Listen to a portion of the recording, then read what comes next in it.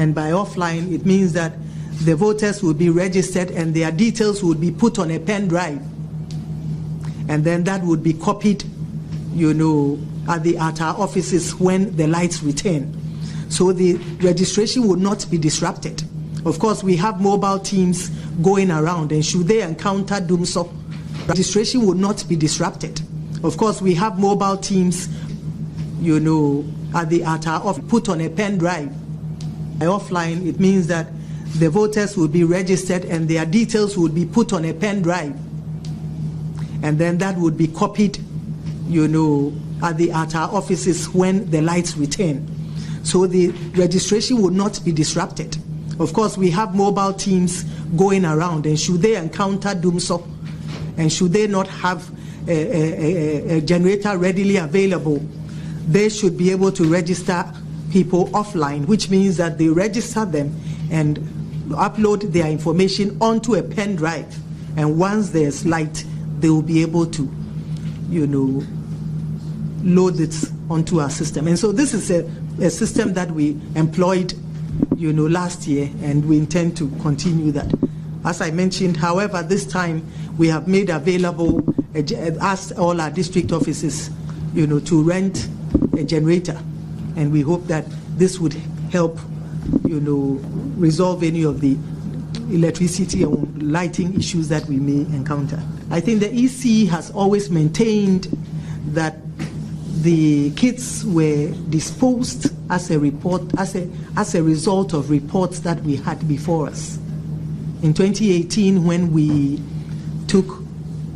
assumed the position as the commission, we had before us some correspondence from the original equipment manufacturers, as well, that is the HSB Identification Limited, and then the managers of our biometric infrastructure, that is STL, to the effect that our kits were obsolete.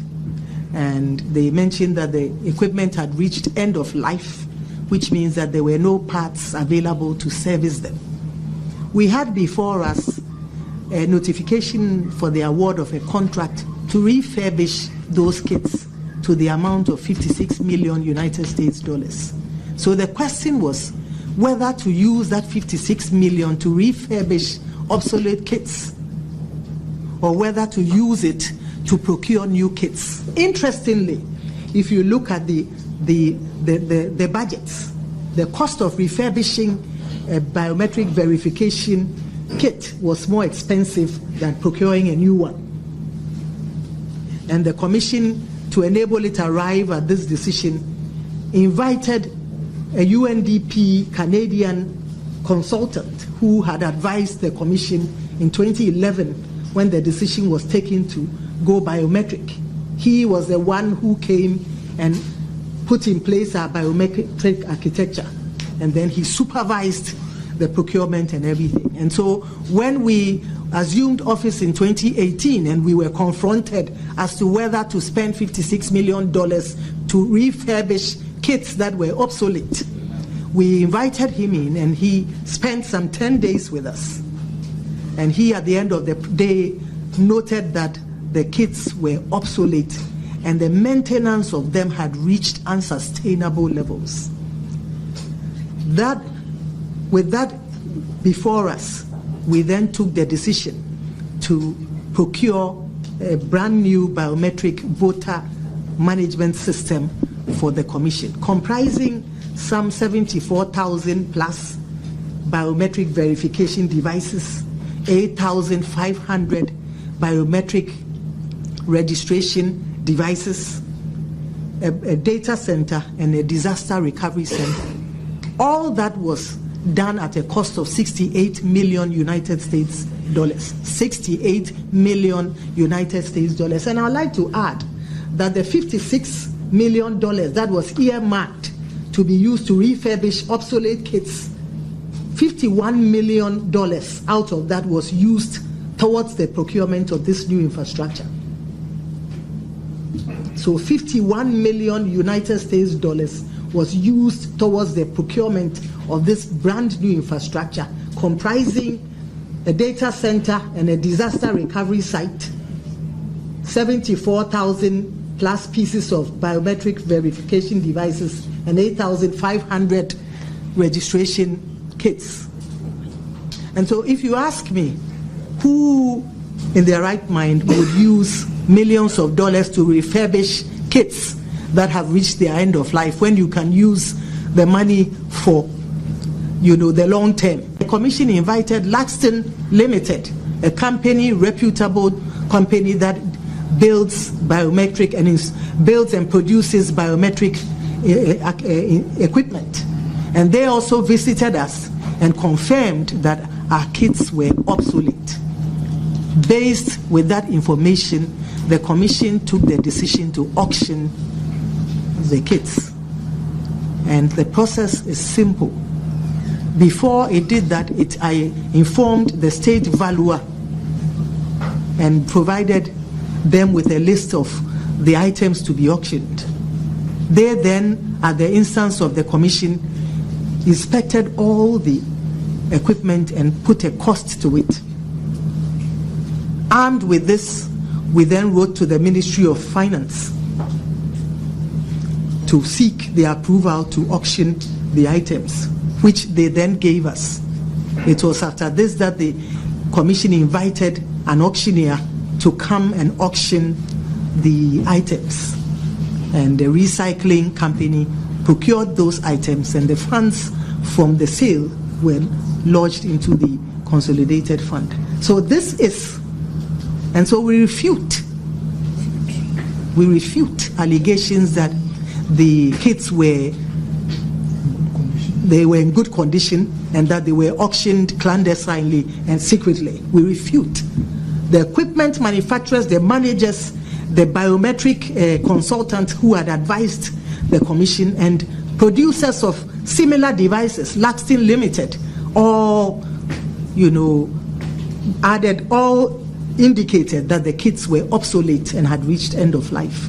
And this is what led to their being auctioned. Indeed, if you look at in one of the correspondence from the managers, they said 47% of the BVRs had failure rate in the 2016 election, and they were saying that for years later it was very likely that they would fail even more, and it would put our elections at risk.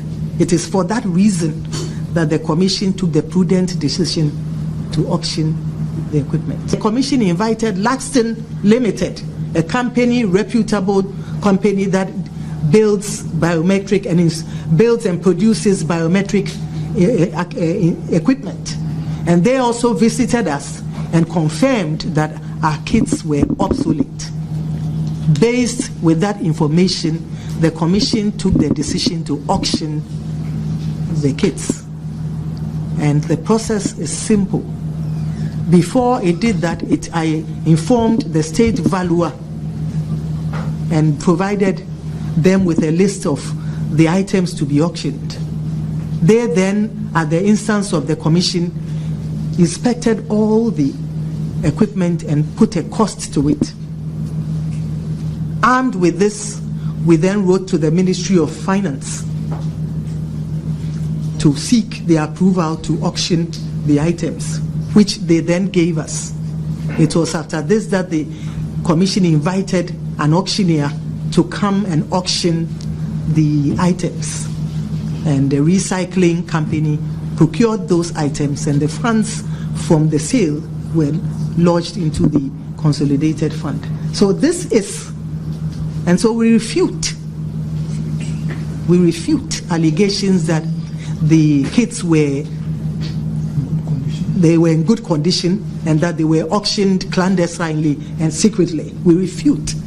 The equipment manufacturers, the managers, the biometric consultants who had advised the commission, and producers of similar devices, Laxton Limited, all indicated that the kits were obsolete and had reached end of life.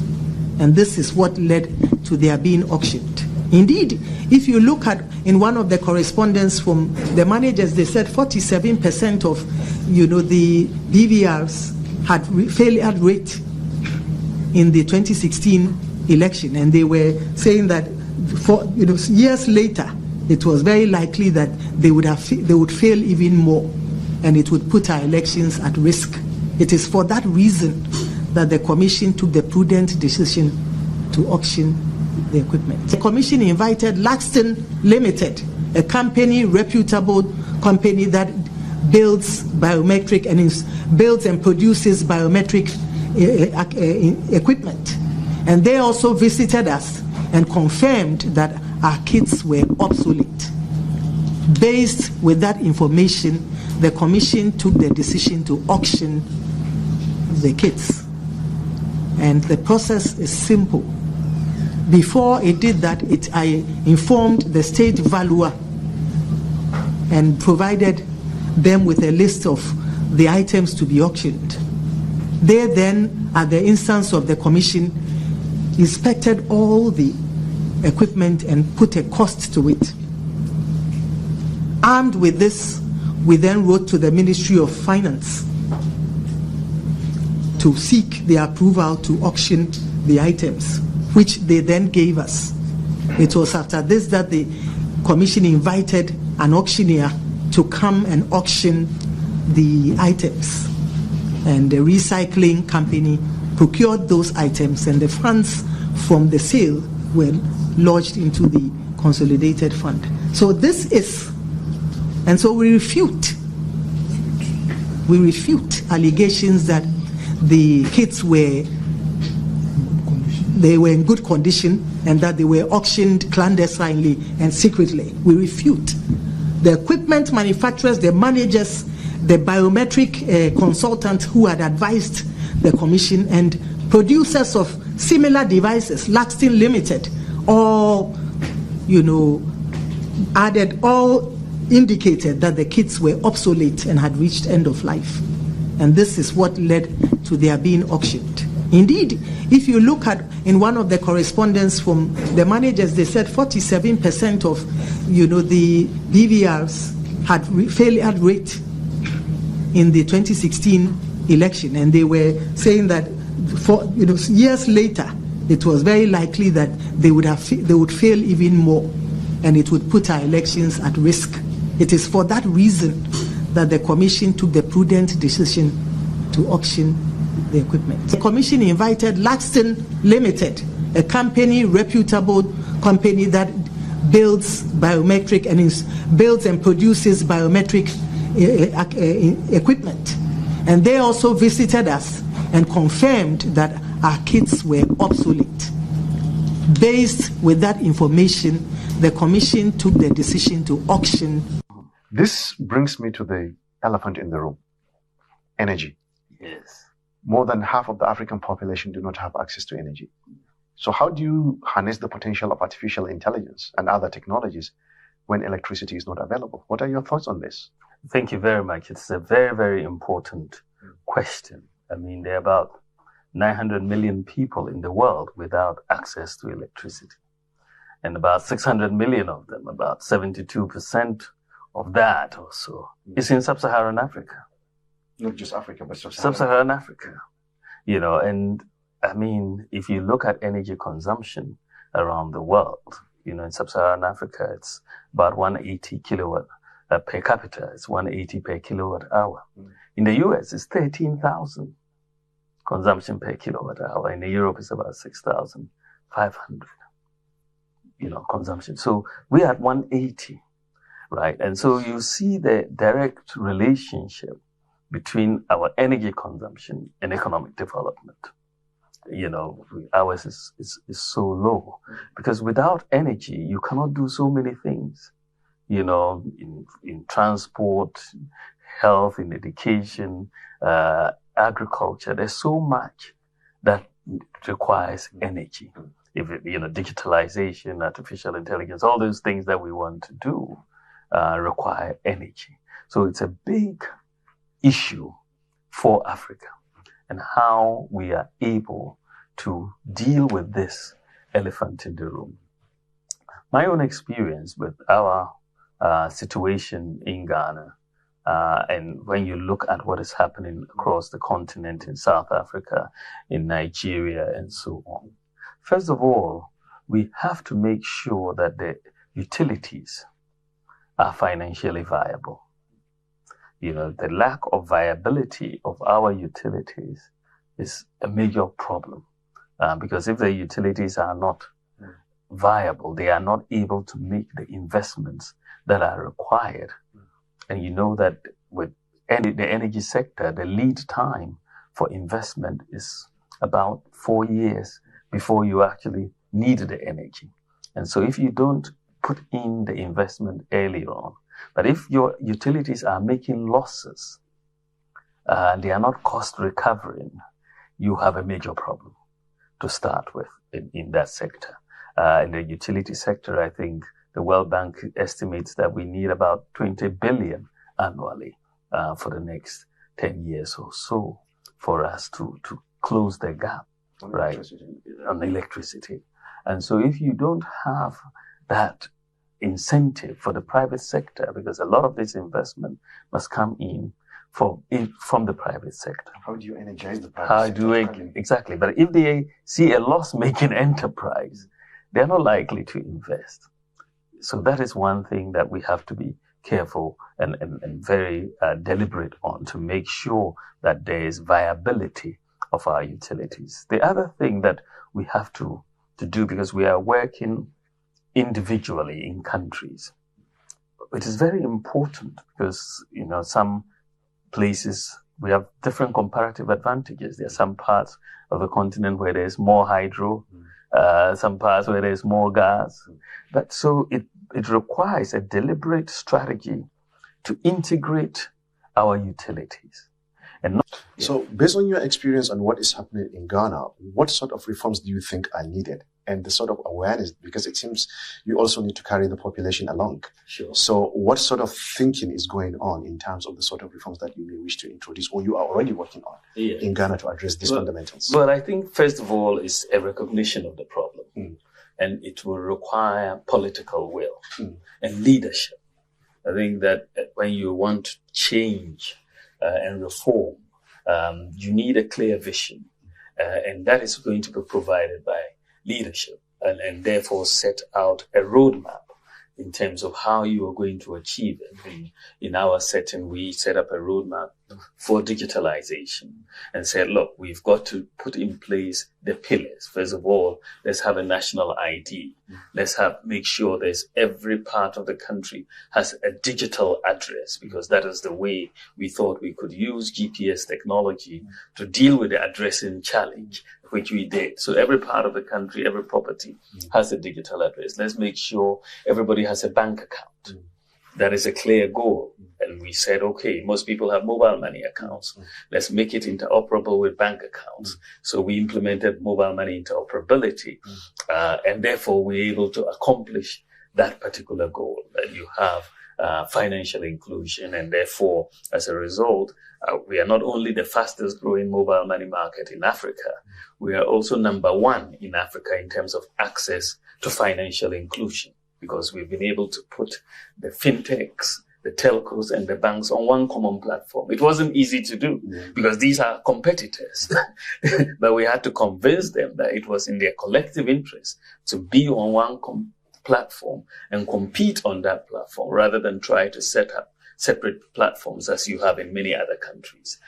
So we did that, and then we said, let's digitalize government services. Then we proceeded. And all of this we've done in this period of 6 years. But because there's been a focus, and I was given the responsibility to drive this from the office of the Vice President, because we need a broad sectoral participation in this. So we bring all the ministers together, all the agencies together, and say, this is where we are going. Bring the private sector together, because the private sector for us is very key. That moving speech yesterday, in which you discussed on a number of issues, and I would like to pick on some of them. Particularly, you discussed about the fundamentals of African macroeconomic policies, that if they are not fixed, we will just be moving around in the same cycles.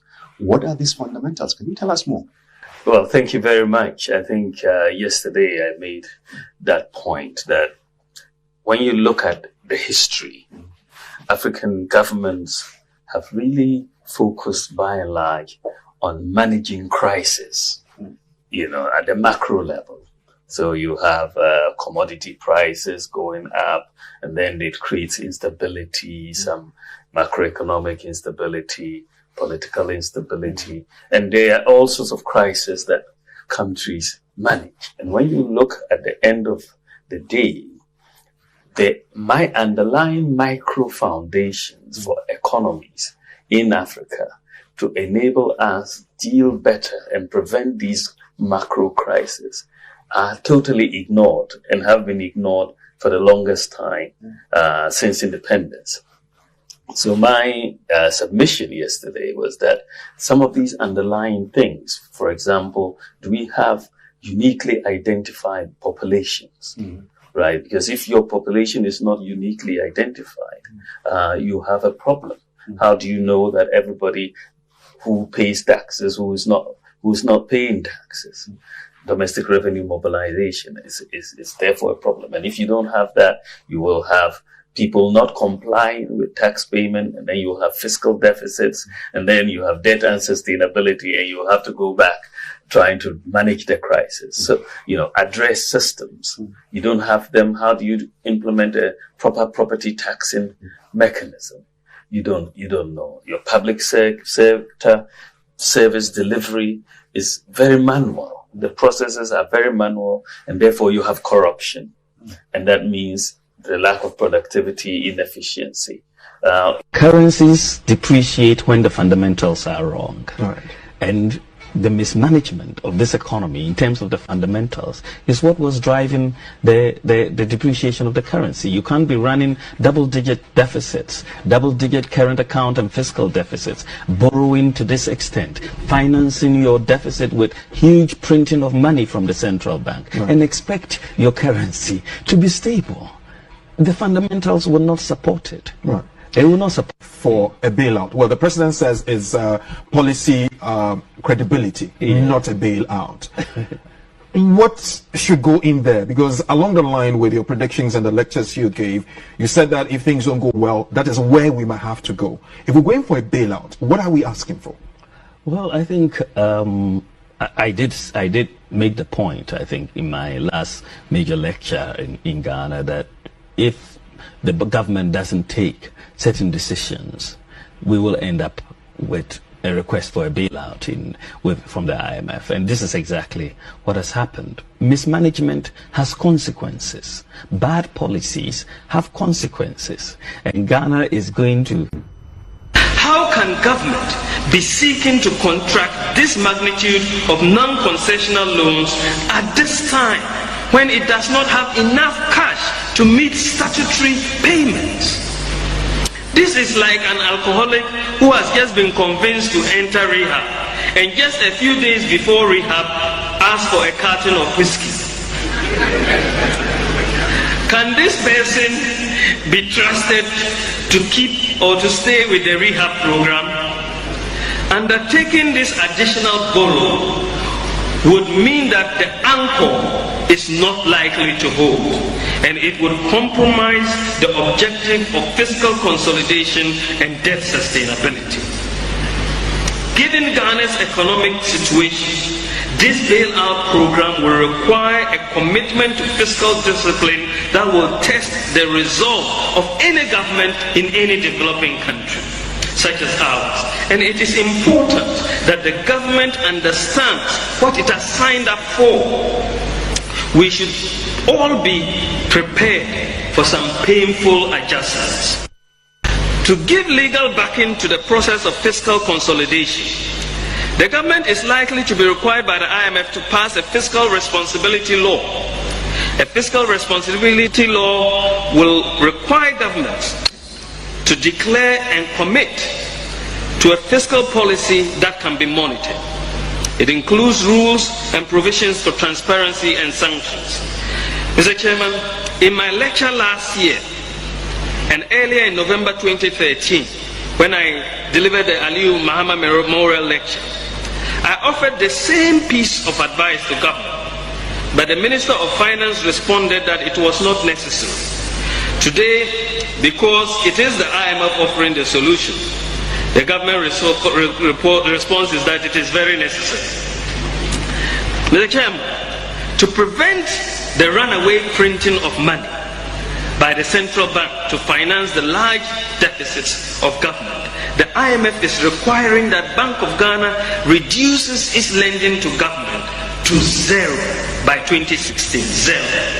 This means that in 2016, Bank of Ghana would not be allowed to lend even a peso to the government. During my lecture last year, I offered similar advice. I cautioned that the printing of money was too much. The bank responded that it wasn't the case. But today the IMF is offering the same solution, and they agree with it. Bless you. As the IMF has stated, government would be required to remove all subsidies on utilities and petroleum products. This will will cause a lot of hardships. The removal of subsidies will also mean a strict implementation of the automatic price adjustment formula for utilities and petroleum. I would like to urge the government to publish all the elements of the automatic price formula so that we can all monitor. We were happy that we found oil, but the borrowing of this government, the reckless borrowing of this government, has compromised the whole oil discovery. 6 times, you need 6 times of our oil revenue just to pay interest, not even capital. It's interest on the debt. So it is a really sad development. I mean, what fundamental issues that affect this economy have been addressed in this budget? You should ask yourself, what fundamental issues? If we had spent, the monies borrowed, and that money borrowed is the equivalent of some $37 billion over 7 years. Now, can you imagine what $37 billion can do in an economy? $37 billion. I mean, it's amazing transformation that you can see. The investment the government is talking about. They are going to add about 800 megawatts of power. But we are talking about a record. You can always talk. We are going to do this. The question is, what have you done? You've had 7 years in government. What have you done? I mean, your record should speak for itself. You shouldn't be waiting for the 8th year. The IMF, they can point to even a lot. Oh yes. They will point to the Rich Hospital. They will point to. When the Kufuor administration was there, with such meager resources, so much can be pointed to as well. Infrastructure, as John Mahama says, if you point to infrastructure, you are engaging in an exercise of mediocrity. But the IMF managing director put the nail on the head when they said that the borrowing done by this government has been used for consumption. It's not me saying it. It's been used for consumption and not for investment. This is the IMF's assessment. And if you look at the data that supports what she's saying, the infrastructure to GDP ratio has come down from 9.1% when the President Kufuor was in office to 4.8% today. Infrastructure. You've borrowed so much, but you are reducing your investment in infrastructure. So they can try to hoodwink us with pictures of development all over the place. But the reality is that they should have been doing twice as much. They've had 10 times as much resources as the MPP government had, 10 times as much in nominal terms. So what is the MPP alternative? I mean, the MPP alternative is going to be it's a very major alternative that is going to be unveiled on Thursday when we address but you. Can speak to that I don't want to. Of course I can, but I want to leave that to breathe. But we are going to build a new economy, a different economy, and you will be hearing a little bit more because you cannot just criticize without providing alternatives. And we are going to, and we have anyway. You can tell us something as to what exactly. I'm telling you, it's an exciting. I will tell you what it is not. It is not a doomsday economy. It is not a dead goat economy. It is not a friends and family economy, right? It is an economy that will create jobs.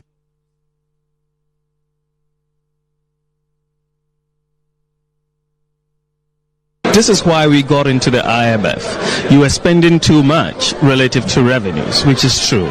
You were borrowing too much, which is true. Your external payments position has deteriorated, which is true. And so you ended up your growth is reducing, which is true. So you ended up at the IMF, and the IMF would impose certain conditions, which is true. And if you don't do certain things right, the anchor will not hold, which is true. So I'm not quite sure what it is that is not true that I said. But I think, unfortunately, the supporters of this government and this government itself are very reluctant to admit the truth, even when it hits them in the face. Yeah. True. Thank you about that. I would want all of us here to, and on behalf of my colleagues, say a very big thank you to the type of leadership the EMT has enjoyed from Dr. Bawumia.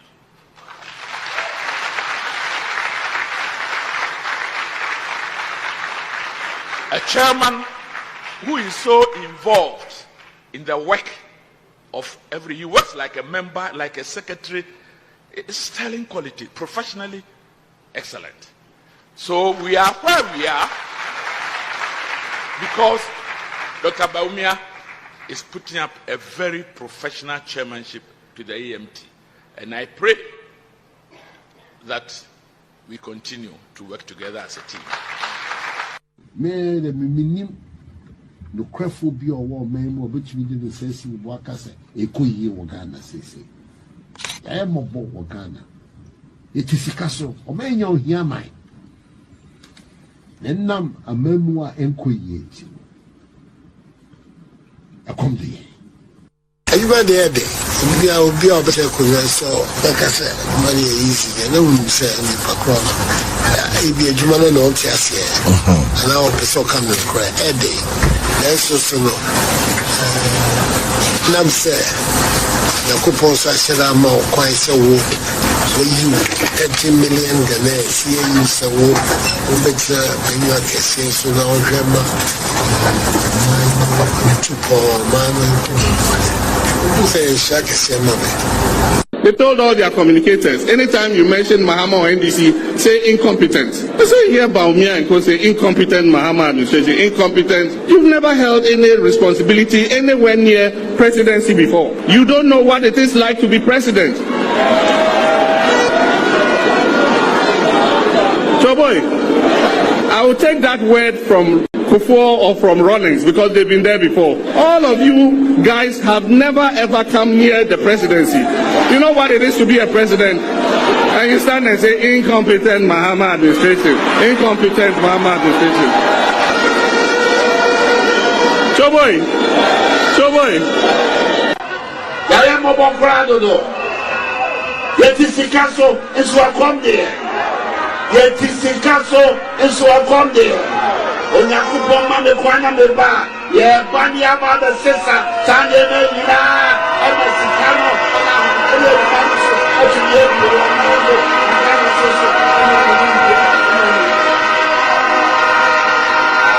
must ask sikano ewahe sikano ewahe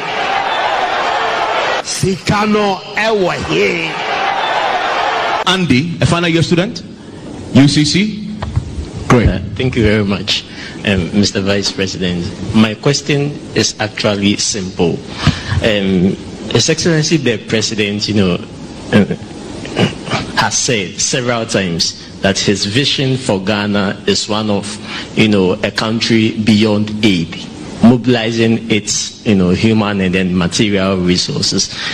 Mr. Vice President, as head of the economic management team, in your own view, by the end of the first term, of this government, what do you think, or what do you, foresee to be the state of the Ghanaian economy by the end of your first term? Thank you very much. Thank you very much. The question on Ghana beyond aid, it is really critical. No country really is going to develop by depending on aid.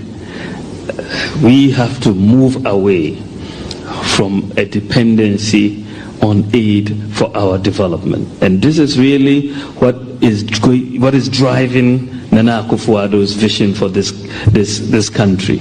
And clearly, the way we have started, by the clearly, by the end of our first term, by the grace of God, we will move away this economy. I expect to see an economy that is transformed and depending on its own resources for its development. That is really where we are headed, and that is where Nana Akufo-Addo is taking this country to, a transformed economy, an economy that is standing on its own feet and making its own decisions for development.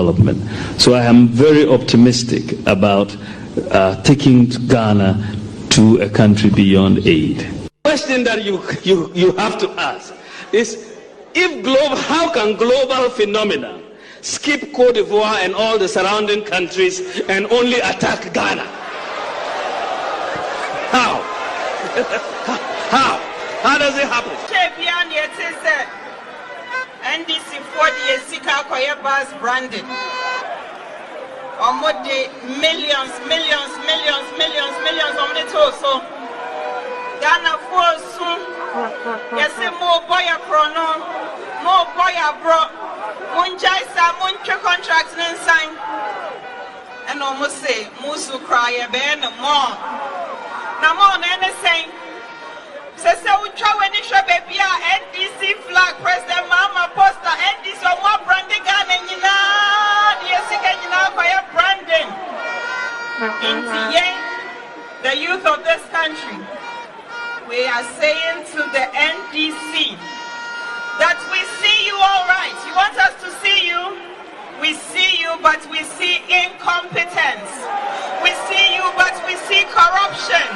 We see you, but we see mismanagement. We see you, but we see bad governance. We see you, but we want change. We see you, but we want Ghana to move forward.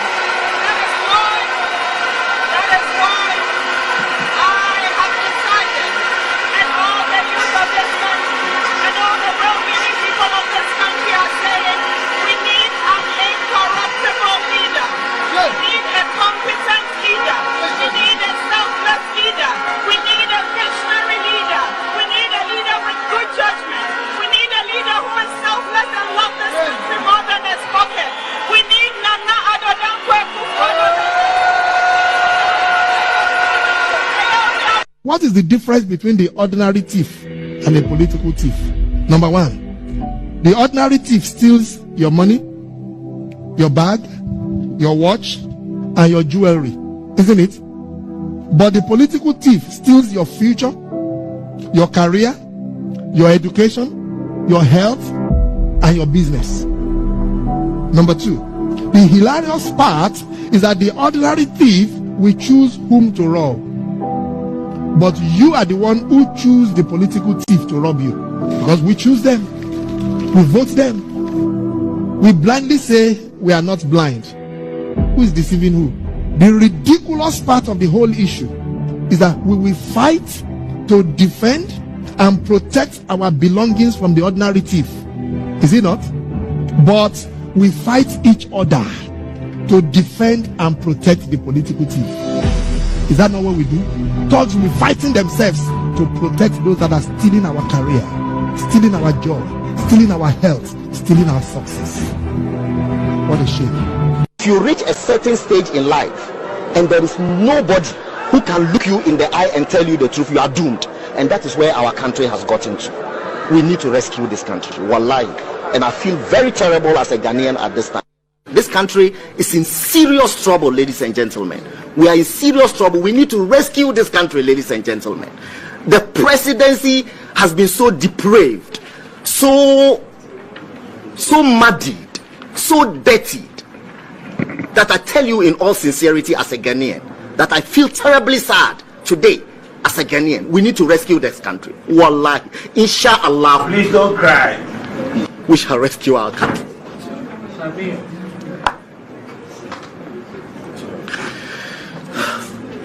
Government is broke, but people are spending billions to go inside the government that is broke. Have you ever seen a minister who resigned because government is broke before? Government has no money. Have you ever seen a governor who said, ladies and gentlemen, when I was elected, I thought the government had money. Now I discover government has no money, I resign. Have you ever seen it? Government has no money, but they are bringing money out at election time. Where is that money coming from? So they are lying. What is happening is that there are two types of wicked people in government. Type 1, they eat current money. Any money they find in government, they will eat it. They are wicked about that one. There is type 2. Type 2, they eat current money and future money. They will say, my term will end next year. When I leave, how will I eat money? Let me borrow money now and borrow money of the future and eat it now.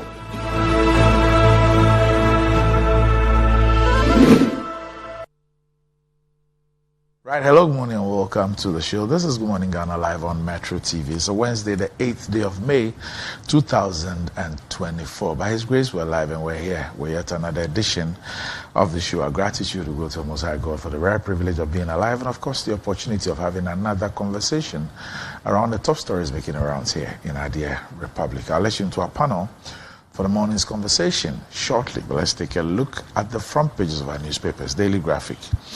VAT in limbo, retail outlets suck economy dry, nation loses billions in revenue.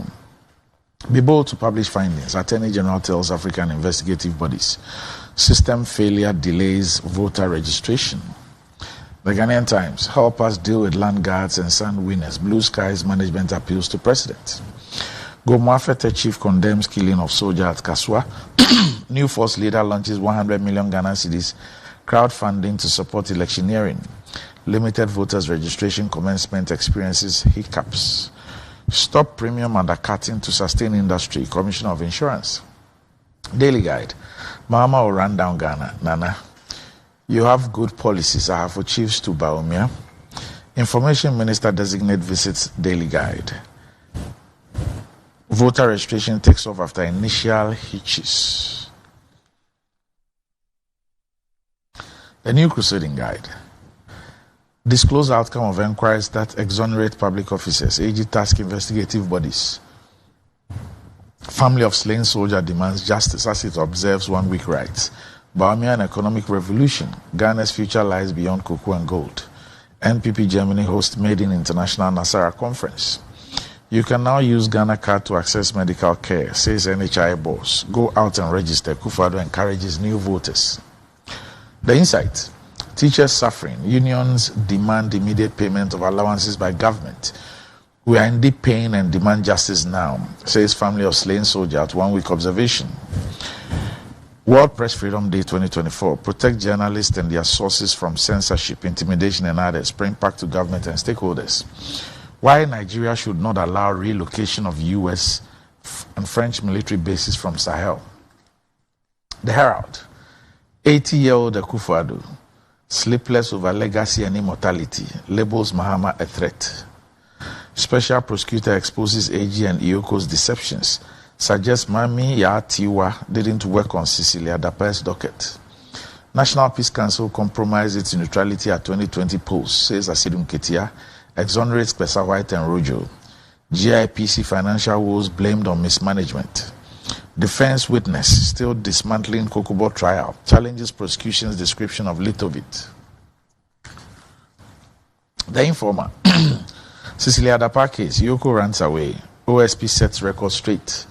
Competence informed my choice, Baumia declares. I survive on golden stool, not bribe, Otunfo proclaims. High taxes killing local and foreign businesses, government told. Serene Insurance touts achievements as fastest growing company. Outdoors new corporate cloth. The Inquisitor. Cecilia Dapa's investigation. The OSP exposes AG's lies. Soldiers killer is influence peddler. Has no links with IGP and others. Commonwealth regional anti-graft heads brainstorm in Accra. Kokobo trial. Dr. Atta was part of Craig's CTCM that passed Litovit as liquid fertilizer. Witness recount. UPSA names Professor Mensa Mauto as incoming Vice Chancellor. The Daily Statesman. Disclose findings exonerating public officers. AG urges investigative bodies. Ahafo chiefs endorse Baumia's policies. Ghana card now offers access to medical care. Dr. Ajiman to lead obesity discourse at European Forum. The Daily Searchlight. Depreciation. Did Baumia lie to Africa Watch? Ministry of Education presents laptops to the Ghana Armed Forces Command and Staff College. Ahafo chiefs back Baumia's policies. Ghana National Fire Service saves 5 stores from fire ruins at Abankesiso in Dunkwanofin. Vice President Bawumia calls for deepening of ties between Ghana and the EU to address crucial issues of mutual interest. Foreign Minister launches 3rd Made in Ghana Bazaar. The Ghanaian publisher, NPP loyal ladies prefer female as running mate. Ioko fires another salvo at OSP. Ahafo chiefs endorse Bawumia's agenda. I cannot hand over to Mahama, says Akufo-Addo. Muhammad Ali writes the role of succession planning in promoting brand resilience, sustainable growth. The Accra Times, Sayo, pay Zoom Lion, workers cry out as they appeal to Nana Akufo-Addo. At the commissioning of a PRT housing project, Bawumia extols Jinapo for his sterling leadership qualities. Paul Asikisimi goes home, the originator of Let's Solve It in the Busa Way. Hold government accountable for critical environmental issues, John Mahama urges media. The custodian, I'll be a decisive leader, Bawumia assures Ghanaians, says Ghana's future lies beyond cocoa and gold. EC begins voter registration exercise. Establish local enterprises to replace relocated companies, AGI to government. The new finder, network failure galore, prospective first-time voters disappointed. Bawumia's policies good for present and next generations, our for chiefs. President assures blue skies of government support. 2 busted for attempting to smuggle 130 bags of cocoa beans to Togo. The Daily Post, Mahama, Kwame Ga Atoplek, Tanko, support Volta NDC with 74 brand new motorbikes. Betrayal by Peace Council, gunshots at Mahama's office, Asedu Nketi on election 2020. Register and vote to change Ghana now, Alan Chermatin to Ghanaians. Kaswa shooting, Ben Lord Abebu is a national security operative, court document reveals. And that's about it. For the front pages, we'll be back shortly.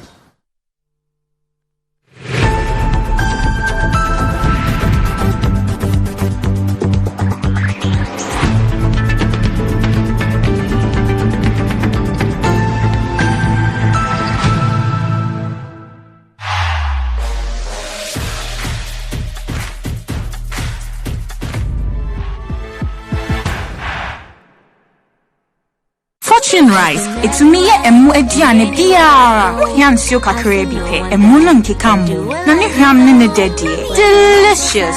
Said your mama no pepepe. Ya the Fortune emopa abedwaso. Ghana mo a ede. Ma emu ediane nyina. FDA aje ejedi nkratoa yatum. Anti-cavity, gum protection, brighter teeth and fresh breath.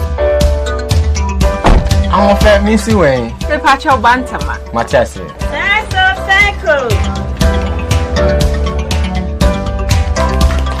It's the smile, the fresh breath. Me, Gidi said we used to Cal 360 toothpaste. Some kind. Cal 360 toothpaste. Yes, Kia. Cal 360 toothpaste. It's a gum protector. Onyem jom kasa. Ile hosen. Cal 360 did the way. It's cool mint. Gives me fresh breath and your confidence booster. And you will so feeling to when you know Cal 360 toothpaste. Happy smile. Cal 360 toothpaste, anti-cavity, gum protection, brighter teeth, and fresh breath. Cal, happy smile. This advert is FDA approved. Customer. Nadabena minka me papa. Me try 10 Ghana. 10 Ghana. 10 Ghana cedis. No dia, send now benya. 10 Ghana cedis no. Me dia. Maybe 54,000 Ghana cedis. 54,000. 540 million. Here. We are the one na me try me die is kase. Here. Ene na giga kika ade tena we. Tena wa boki. Draw no na asase no. Mami me volume.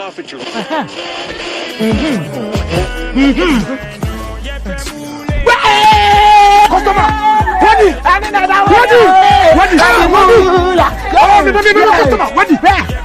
One of our daily lucky winners. Dial *946# to play now. Or you can also play online at www.gamepackgames.com. GamePack is regulated by the National Lottery Authority.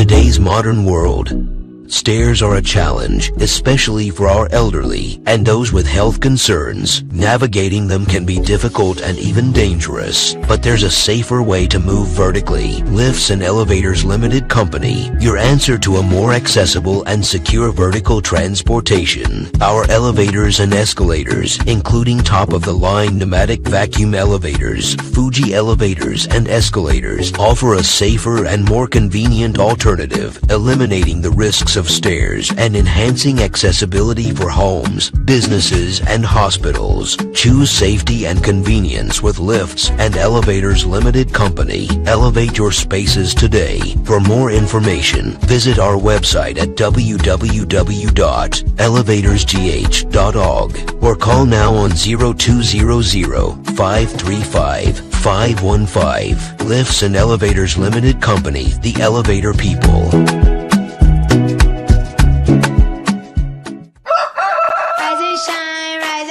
It's another day to stay on point. Toast is Friday, it's still on point. Watch is Friday all day long.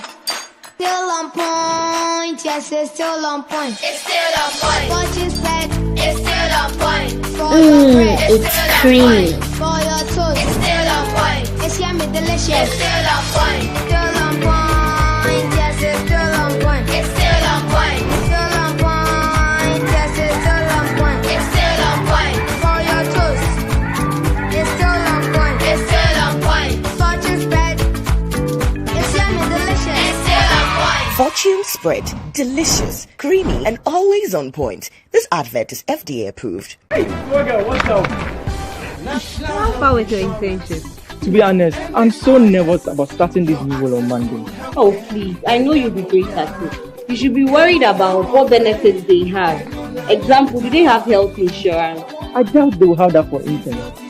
But no shaking. I have NHIS already. After you're on a line, ting. Hey, now, look at you. What are you going to do in the office when you can just download their app to register for an NHIS membership? Yes, my people. You heard right.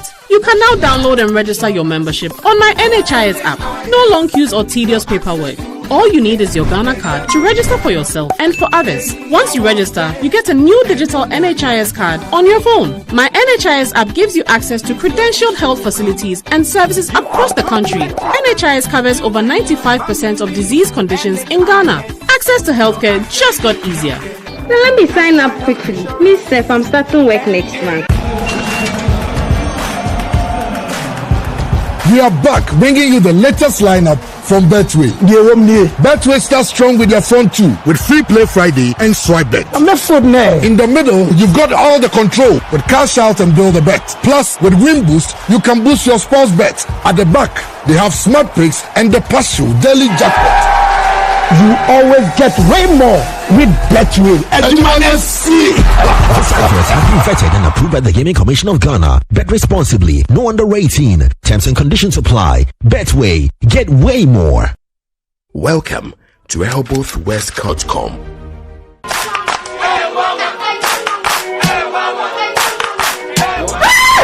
Papa is walking home. Herbal Hospital. Specialists in every kind of bone disease. Bar Herbal Hospital. Eh, baby, a study of Wibia. Nanso, Yari, Simisapa, and Pemu. Spinal cord, swelling of the arms, arthritis, bone injury, swelling of the leg with reddish color around it, and so on. See, Bar Herbal Hospital has special ultra-modern machine for checking up the body. I have tried them and I got good results. Try Bar Herbal Hospital.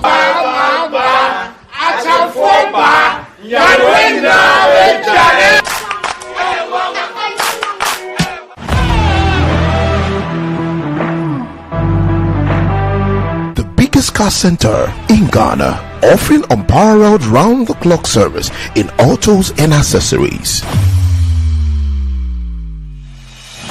Nadam Autofix is the biggest distributors of used tires in Ghana, offering first-grade second-hand car tires of all rim sizes at both wholesale and retail prices. We are also the leading name in car sensor diagnostics, corrections and sales of car accessories. We excel in car washing and detailing with state-of-the-art steam engine washing machines that keep water away from your engine, ensuring a clean, healthy and responsive engine.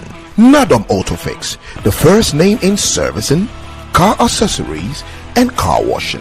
Visit us today and experience the world of class difference. Find us today at Asoridaho, directly opposite Dansoman KFC and the Shell filling station. For more details, you can call us on 0503 244 266 or 0535 339823. Nado Motofix. Wukwainso Nyonko Papa.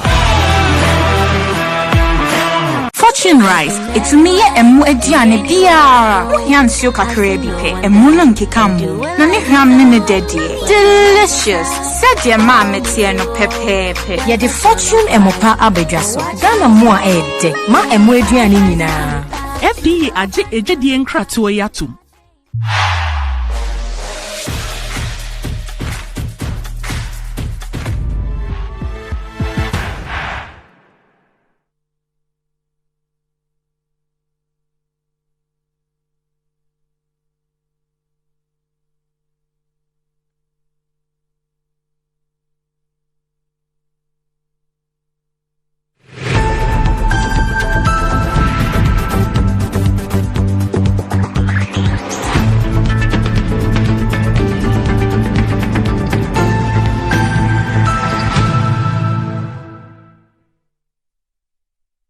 Right, welcome back to the show. If you just joined us, this is Good Morning Ghana live on Metro TV. With me on the show this morning, I have the managing editor of the Inside newspaper, Kwesi Prati Jr. Kwesi, good morning. Good morning, sir. Also with me on the show this morning is the Honourable Member of Parliament for the Tema Central Constituency, the Honourable Eves Hansen Norte. Eves, good morning. Good morning, Randy. Right. Okay, let me try and understand something. Where's the Tema Central Constituency? So Tema has 3. Yes. So there's Tema East, Tema West. West and Central. And Central. Or East, Central, and West. East, Central, so and West. So when you're coming from Bonkataman, so you get to East first, you get to Central, and then West. So Central is Committee 4, 7, 8, 9, 6, 10, 11, 12. So the hospital road to the left and right of the hospital road forms Tema Central, literally. So to the traffic lights. The Committee 5 so then the A residential areas are in Central? Yes. Okay. Both, I would say the A and B. Are they all in Central? A, so 6, 10, 11, 12 are the A. And then the B is 4, 7, 8, and 9. So both sets are in the... Where's the first star school? That's Tema West. Even though it's just adjacent to Tema Central. It's like a barrier. Yes, so that road... Okay. That road demarcates or delineates Tema West from Tema Central. All right. Okay. So this is your second term? It's my first term. First term as MP. Oh, okay. I'm sure you're enjoying it. Oh, it's been a rough ride. It's not been as smooth sailing as I'd have wished it to be. But I've done my best for my constituents. I focused mainly on education. Oh. So in the last 3 years, I've done about 10, 20-seater computer labs. Okay. At different schools? Yes, 10 different schools. In fact, all my basic schools. My target was my basic schools. Okay. So I started with furniture because surprisingly, there were schools in Tema Central without tables and chairs. Yes. Some of our government schools don't have them. Tema? Yes. I see. So come to 8 number 4 and a few of them. So we started with that. Then I realized that, look, I would have to invest in education. So all my resources in terms of what comes to me from the state has all gone into that. So we did 10 computer labs. We are doing 10 libraries. 7 of them are complete with 2,000 books each, with school bags and stuff that come with the management of the books. And then we did some canteens for some of the schools. Then generally scholarships. I concentrated a lot on giving out scholarships through both Get Fund, Scholarship Secretariat, and then the Common Fund that is available to us. So that's been my focus. My predecessor did a few things in health, so he was able to lobby for us to get a regional hospital in Tema General Hospital, which was done by Kofi Brako Kebi. And so I didn't want to go there because that has been done. So I rather concentrated on education. And I believe it is bearing fruits because we've also done some robotics labs as part of the STEM programs. So that has been my focus. Other things too, I instituted a youth program for my constituents called Tema Fiesta. I tried to bring all the Christmas activities under one umbrella. And last year we were able to get some funding from GTA to support them as well. I created an app to be able to communicate with my constituents better. I tried to touch on everything a little. My market women, we're building a brand new market through Coda for Tema Central as well. So that's been a few of the things that I've been able to touch. Are you running again? No, I'm not running again. Okay. What we still have lacking is our roads. We need a little bit of touch on our roads, 7, 8, 9, and the light industrial area. So that's what I'm trying to glean from government between now and December. Once I get that one, I think I would have... But why did you make that transition? Because reading up on you, you were into business in the energy sector. Yes. Why did you decide to switch to frontline politics? I've always been part and parcel of frontline politics, but on a very quiet side. I've been active in the MPP since childhood, but it's about decision making and putting yourself out to participate in the decision making process. Being in business, obviously, I come across other politicians and you see the caliber of the decisions that they make on our behalf, and sometimes you shudder. Sometimes you think that, look, you have to put yourself out there, because I always believe that we need a certain critical mass of people who are thinking alike to be able to move Ghana to where we want to be. It's not enough going to queue and vote, but the kind of people that you are voting for and the caliber of people that you are voting for also matters, because if the three of us are having a conversation, our level of conversation might be different compared to another set of three. So that critical mass is what I believe that we don't have, or our political class, I would say, is weak. So if I put myself up there, you put yourself up there, Uncle Kwesi puts himself up there, then we'll be able to get that critical mass that will let us jump the gun.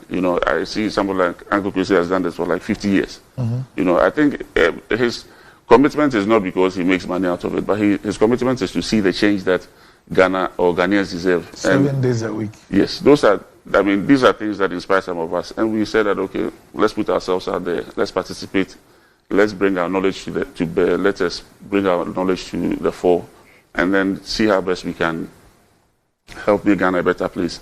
Unfortunately, my constituents or my party in my constituency didn't see it from that perspective. So they said, look, sit aside, let's use somebody else. I don't have a problem with that. I'll continue to serve the party, continue to serve my constituency.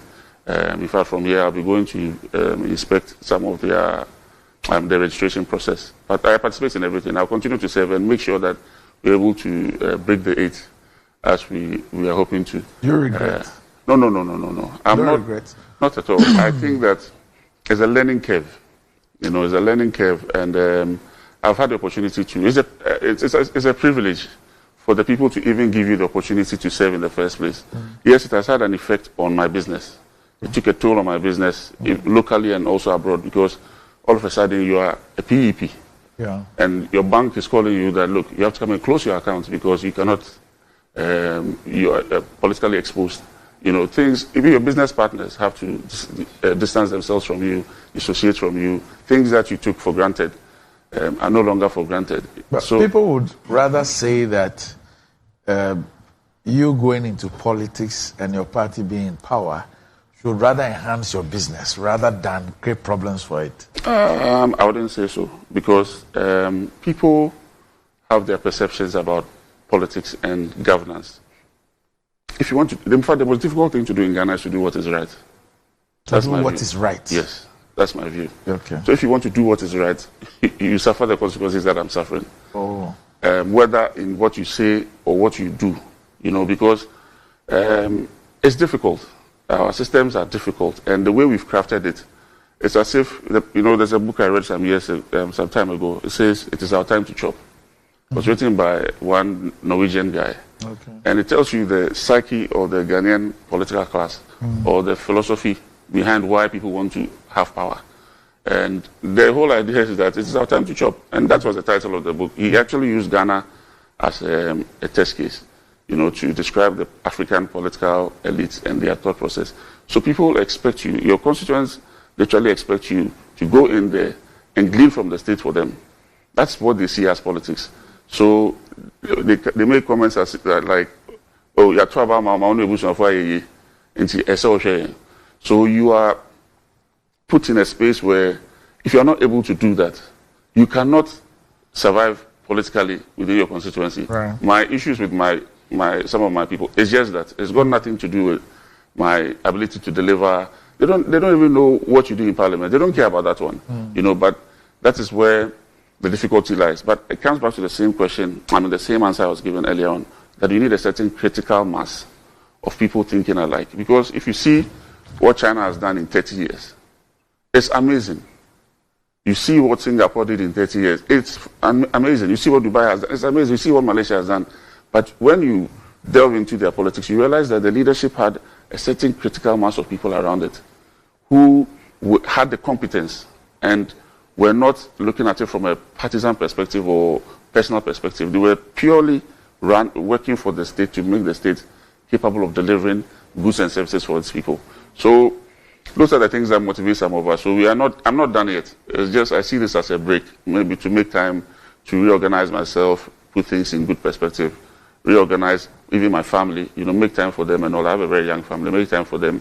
Because all these things take a toll on your family as well, your marriage and many things. So maybe it's a breathing space for us to go and put ourselves together back again and then continue with this fight. Because I keep telling some of my colleagues that, look, the ANC as a political tradition started 100 years before Nelson Mandela came out of jail. Yet, the founders of the ANC never saw the fruits of their labor. However, after 100 years, South Africa became democratic, the black people of South Africa became liberated, and it took many things, wars, fights, bush wars, demonstrations. I'm sure Uncle Christy participated in many of the demonstrations locally and globally. But eventually, we got there. So I believe that, look, you start it, participate, bring people alongside, even at the local assembly level. That is where actually the problem even lies. If you look at our sanitation issues, it's a local assembly problem. But look at the caliber of people that end up at our assemblies. If you take my electoral area, the residents have never had a representation for the last 20 years. It's just, the last one was a squatter. The current one is also a squatter to a large extent. So we have to participate. We have to participate and bring our so-called knowledge and skills and all those things to the table. So, and that is what will actually also drive our business. Right. Because if you're a businessman and the conditions are not conducive, you're buying power today at maybe 13 cents per kilowatt hour, and you want to compete with your competitor in Indonesia, you have failed ab initio. You are not competitive because in Indonesia, people are buying power for 7 cents per kilowatt hour for commercial activity. Indonesia, Bangladesh, Sri Lanka, China. So if people are taking decisions, that would, some of the problems we are facing today, even in our doom-so/non-doom-so situation, is based on decisions that were taken maybe 10, 12 years ago when we had the crisis at that time. Today, we are buying power, commercial power, at 13 cents. Twice what somebody is buying in China, or even in Bangladesh. So that person, if I was an investor and I wanted to come to Ghana or I wanted to partner with a Ghanaian businessman, my first question I would ask is how much are we paying for electricity in Ghana? And it will, even though our labor is very cheap, it will just, I'll write Ghana off and I'll go somewhere else. But it is because, in my view, the critical mass that we need in the decision-making space is not there. So decisions were taken that are today having an effect or a toll on our pockets. So those are the things that motivate me to participate. And that's why I say I don't regret. It's a fight that I'm committed to, to fight poverty and ignorance. And that one, we have to put everything into it. Otherwise, Africans will be second-class citizens of the world. You walk around the world and people will look at you and think that if you take a monkey away, this is the next thing that you see. So We are fully committed and wholly committed, as I see. Okay, all right. But if you're looking for a toothpaste that will take care of the entire family and save you some money, the recommended family toothpaste is KL 360 toothpaste. It's approved by the Food and Drugs Authority. KL 360 toothpaste provides you and your family with all-round dental protection throughout the day with freshness. KL 360 toothpaste is good for kids, children, and adults. Let your family be a proud family when they step out by constantly using KL 360 toothpaste. KL 360 toothpaste brightens your teeth, prevents cavity with its cool mint, gives you fresh breath throughout the day, and protects the gum from decaying. For consistency and quality, use KL 360 toothpaste. KL 360 toothpaste is another product from Samara Company Limited, producers of Sasso. It's available in all supermarkets, malls, and provision shops. Call Samara Company on 0246 864798. KL 360 toothpaste, happy smile. And enjoying the fruits of your labor is as important as enjoying the mansions of your labor. The pains of climbing the stairs when not exercising could be challenging for all ages, but worry no more. Lift and elevators have got you covered with the best portable American pneumatic vacuum elevators on the market today. It's a simple self-supported elevator for both homes and offices, and guess what? It can lift your goods too. Wheelchairs can fit in, and they come in 3 custom-made models. It's affordable and can be installed within 3 days.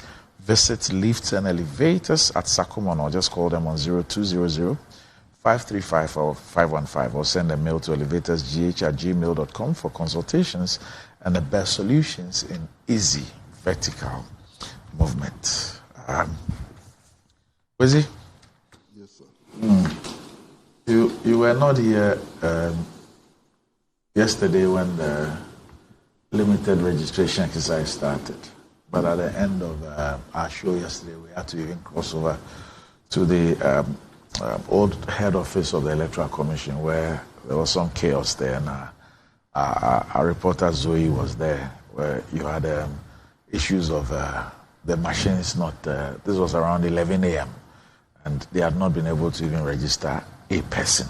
And then there were accusations of busing of persons from outside the district and all that. The NPPs urged the EC to promptly address the challenges encountered during the first day, and they expressed concern that unresolved issues could lead to voter disenfranchisement if left unattended.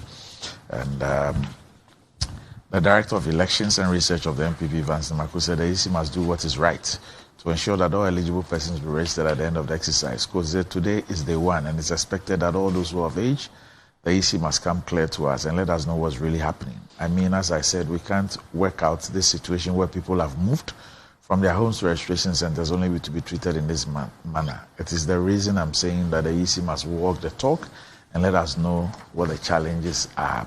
But the Director of Electoral Services at the Electoral Commission, Dr. Sribo Kwaku, has assured the public of a smoother registration process from Wednesday, May 8th.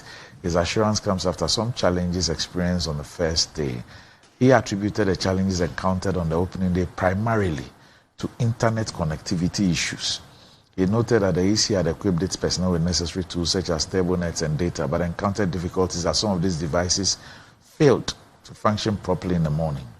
He however revealed that by midday, most of the connectivity challenges have been addressed, leading to a significant improvement in the process. And he expressed confidence that going forward, such issues would be effectively mitigated, ensuring a seamless registration exercise. So he says, for now, everything is working smoothly. So going forward from tomorrow, I don't think that they would have the issue. Aside from the internet connectivity issue, there were no other issues. So now that the only issue has been resolved, we're going to have a smoother registration exercise tomorrow. Well, we were quite frustrated, especially because this was being done at district offices. So people had to move a distance. Some even wanted to do it early to go to work, and they had to stay in the queue till noon, 1 p.m. in order to be registered. I've just read a statement signed by Mr. Michael Buedu, Acting Director of Public Affairs of the Electoral Commission.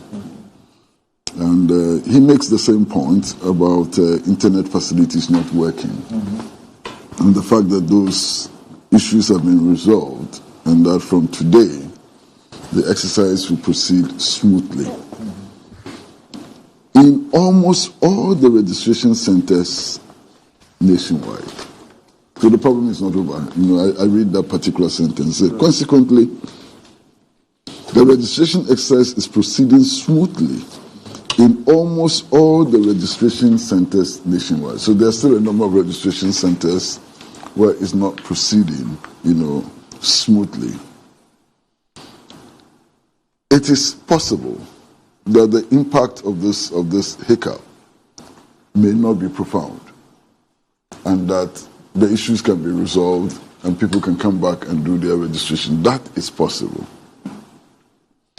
I'm yet to see anybody who is arguing that the impact will be so profound as to substantially, affect the process. But be that as it may, there's one complaint that I think we should take very seriously.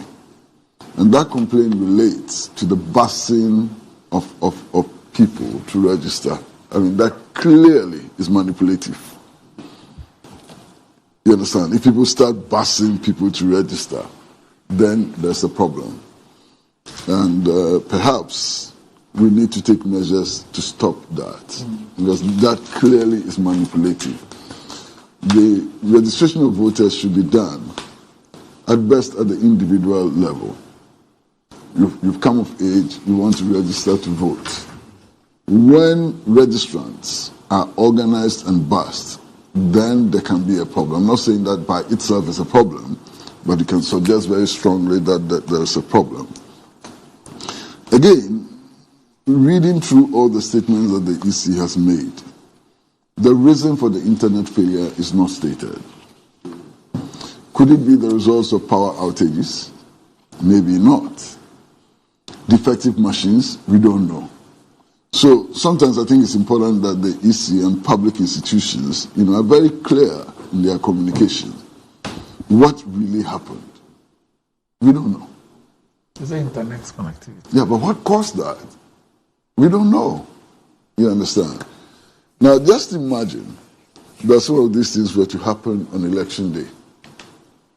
What would be the consequences and so on? So I think the EC should get its act together and begin to do things which assure us that elections and other allied functions can be organized smoothly.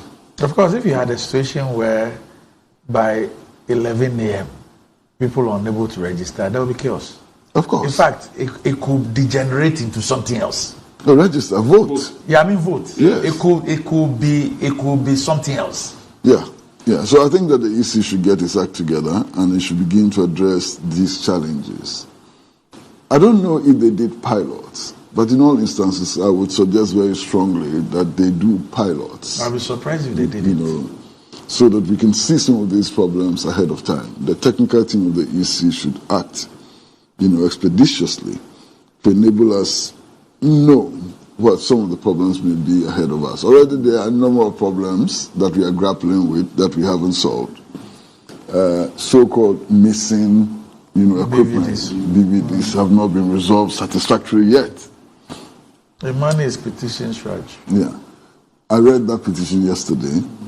There is also the problem of card-bearing party members, serving on the EC at various levels. We haven't resolved that quite well yet. There's an issue of ungathered statements from officials of the EC, which we haven't sufficiently addressed and so on. Now, if you're going to add this, that's chaos.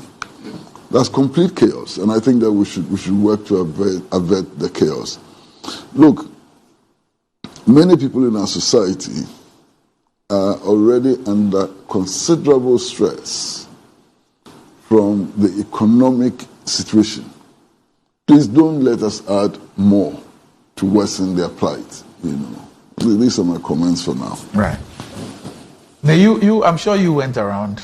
I've not got around yet, but I'll do that today. Okay. So, this shouldn't be happening in this 21st century. We've run elections for the last 30 years. Mm-hmm. The EC has a lot of experience and a lot of experienced people. Because, Randy, one of the biggest causes of conflicts in Africa is election management. And election management is not just on the election day. It's the processes that culminate in the voting on election day, right, which includes registration. Registration is key. after registration, you know whether you are winning or losing. Mm-hmm. And for political actors, we know the effects of registration. If you lose your guard during your registration process, you have already lost the election. It's 1 foot through the door. So people are mobilizing to the best of their ability to make sure that their supporters are registering. But there's nothing wrong with that. I don't have a problem with mobilizing people or encouraging people to go and register. But just as Uncle Kwesi was saying, busing people, the gerrymandering that comes with it. Because if you take a place like Greater Accra, it's a battleground for election 2024. You have a place like Ashaiman sitting in the middle of Adenta, Tema West, Tema Central, to some extent Tema East, and then Lydia's place, Ayawasu West Sugon. Ashaiman has in excess of maybe 50,000 NDC voters. If it's to spread them around these constituencies, we'll be in trouble. So you would understand why people would be anxious when they see buses coming in, let's say in Tema Central. Because if you see a bus coming in with we have 150 police stations in Tema Central. If the NDC, this is just for educative purposes, if the NDC candidate brings just 10 people per polling station every day, it's 1,500 people. And they just have to walk across the road from Ashaiman into Tema Central, and we'll be in trouble. So, and we all know that election 2020 has taught us that you are better off controlling Parliament than controlling the executive. So this election is a purely parliamentary election and parliamentary seat election. And political parties are going to do whatever it takes to make sure that they're able to capture as many seats as possible. So these challenges that the EC is facing shouldn't even arise in the first place, because then suspicion comes in. Then the election management process becomes compromised. Then people feel that, no, I'm disenfranchised. It even raises awareness, and it's good, and people become agitated. So this should not be happening, because you go to a place like India, they're running elections for 6 weeks for almost 600 million people. If they were to have registration issues like we are having, or IT issues, I'm sure it will be a recipe for chaos for the whole world. Right. So we shouldn't be, yes, it might be just a one-day problem. It might not have a widespread effect, but it shouldn't be happening today. Technology is very well advanced. You should have redundancy structures in place to make sure that if machines are not working, other machines are working. Or if a particular network you're using is not working, other networks will be available for you to be able to use to resolve these things as quickly as possible. If people go and queue from morning till 11 o'clock and the machines are not working, they'll just go home. And they might be disenfranchised because you might not make the time to come back and register. And for me, I think that a vote is your right, and you should be given the opportunity to exercise it. Regardless of whatever circumstances may be there. So for me, yes, they made a statement to clarify things, but it shouldn't be happening in the first place. That's my few comments out. Right. Okay. So still talking about the registration, and of course the focus is on first-time voters. The president is also encouraging people to vote, but in doing so, he's also saying some things. He says that former President John Mahama would destroy his legacy should he return to office in the 7th December election. That's urged Ghanaians whose names are not on the electoral roll to go out and register in the Electoral Commission's ongoing limited registration exercise. At a rally at Dobro, after a visit to Blue Skies Limited, President Kufuor said, quote, "This is our election year and the limited registration has started. Anybody who hasn't registered and is eligible should go and register. This is because your right to vote is your power." He says, when the time is up for the voting, our job is simple. The person I defeated and my work, since I took over, seems not to please him. I cannot hand over power to such a person. He will destroy whatever we have done when he comes. He says, I am pleading with you to vote for the person I've worked with for the past 7.5 years. I have faith in him, and I know that he will come and continue the work I have begun as Dr. Mahmoud Bawumia. So this is President Akufo-Addo. He says, Mahama will destroy my legacy. If he wins, so go out, register and vote against him. Fair comment? Randy, I mean, we are entering the political season. Yes. It's just 6 months to elections. You should be expecting some of these statements from political leaders. Obviously, His Excellency the President has his choice, and he's made it very clear that Dr. Bawumia is his choice. So is he my choice as well. But it is not, I don't think he said it in bad taste. He said it at a political rally. You should look at the context within which he said it. It's at a political rally. This is coming at the heels of he having made similar statements. He has said that the person I defeated twice cannot succeed me. Then at Abuachir, just last weekend, he repeated it. He told the chiefs, that President Mahama doesn't see anything good about his government. How does he then succeed him? And he put it within the context of chieftaincy and said the chiefs will understand that. It's campaign talk. That's how I see it. I really see it as campaign talk.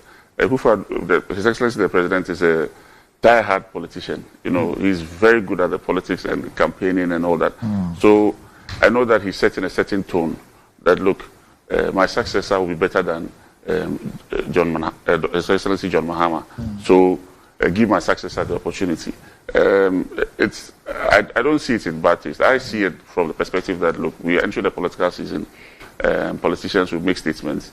We will try to rally our people around a certain cause. And for now, the cause is Dr. Bawumia breaking the 8, leading the MPP. And I know that is possible. His Excellency the President also believes that is possible. But he has so to rally what his people. If somebody were to ask, what would be those legacies that he believes that if His Excellency John Mahama were to win, he would destroy them? What are those legacies that he believes that Dr. Bawumia must be voted into power to continue? Randy, the NPP government in the last 7 years has done tremendously well, in my opinion. We've done tremendously well, the education front, education infrastructure, mainly. These are things that have a long-term gestation period. You may not see the fruits today, but I know that the next 20, 30 years, we'll see the fruits of this labor, the work that we've put in the last 7 years.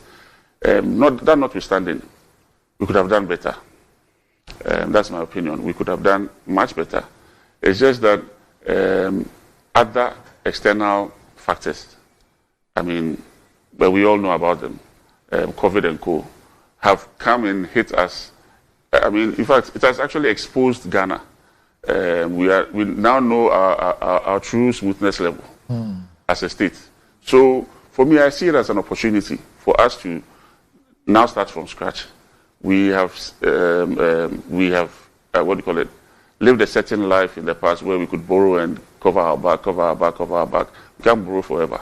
So it has exposed us. It's given us the opportunity for us to start afresh and then build on whatever we have done. The legacies of His Excellency the President of Ghana are a lot. But for me, education is my baby.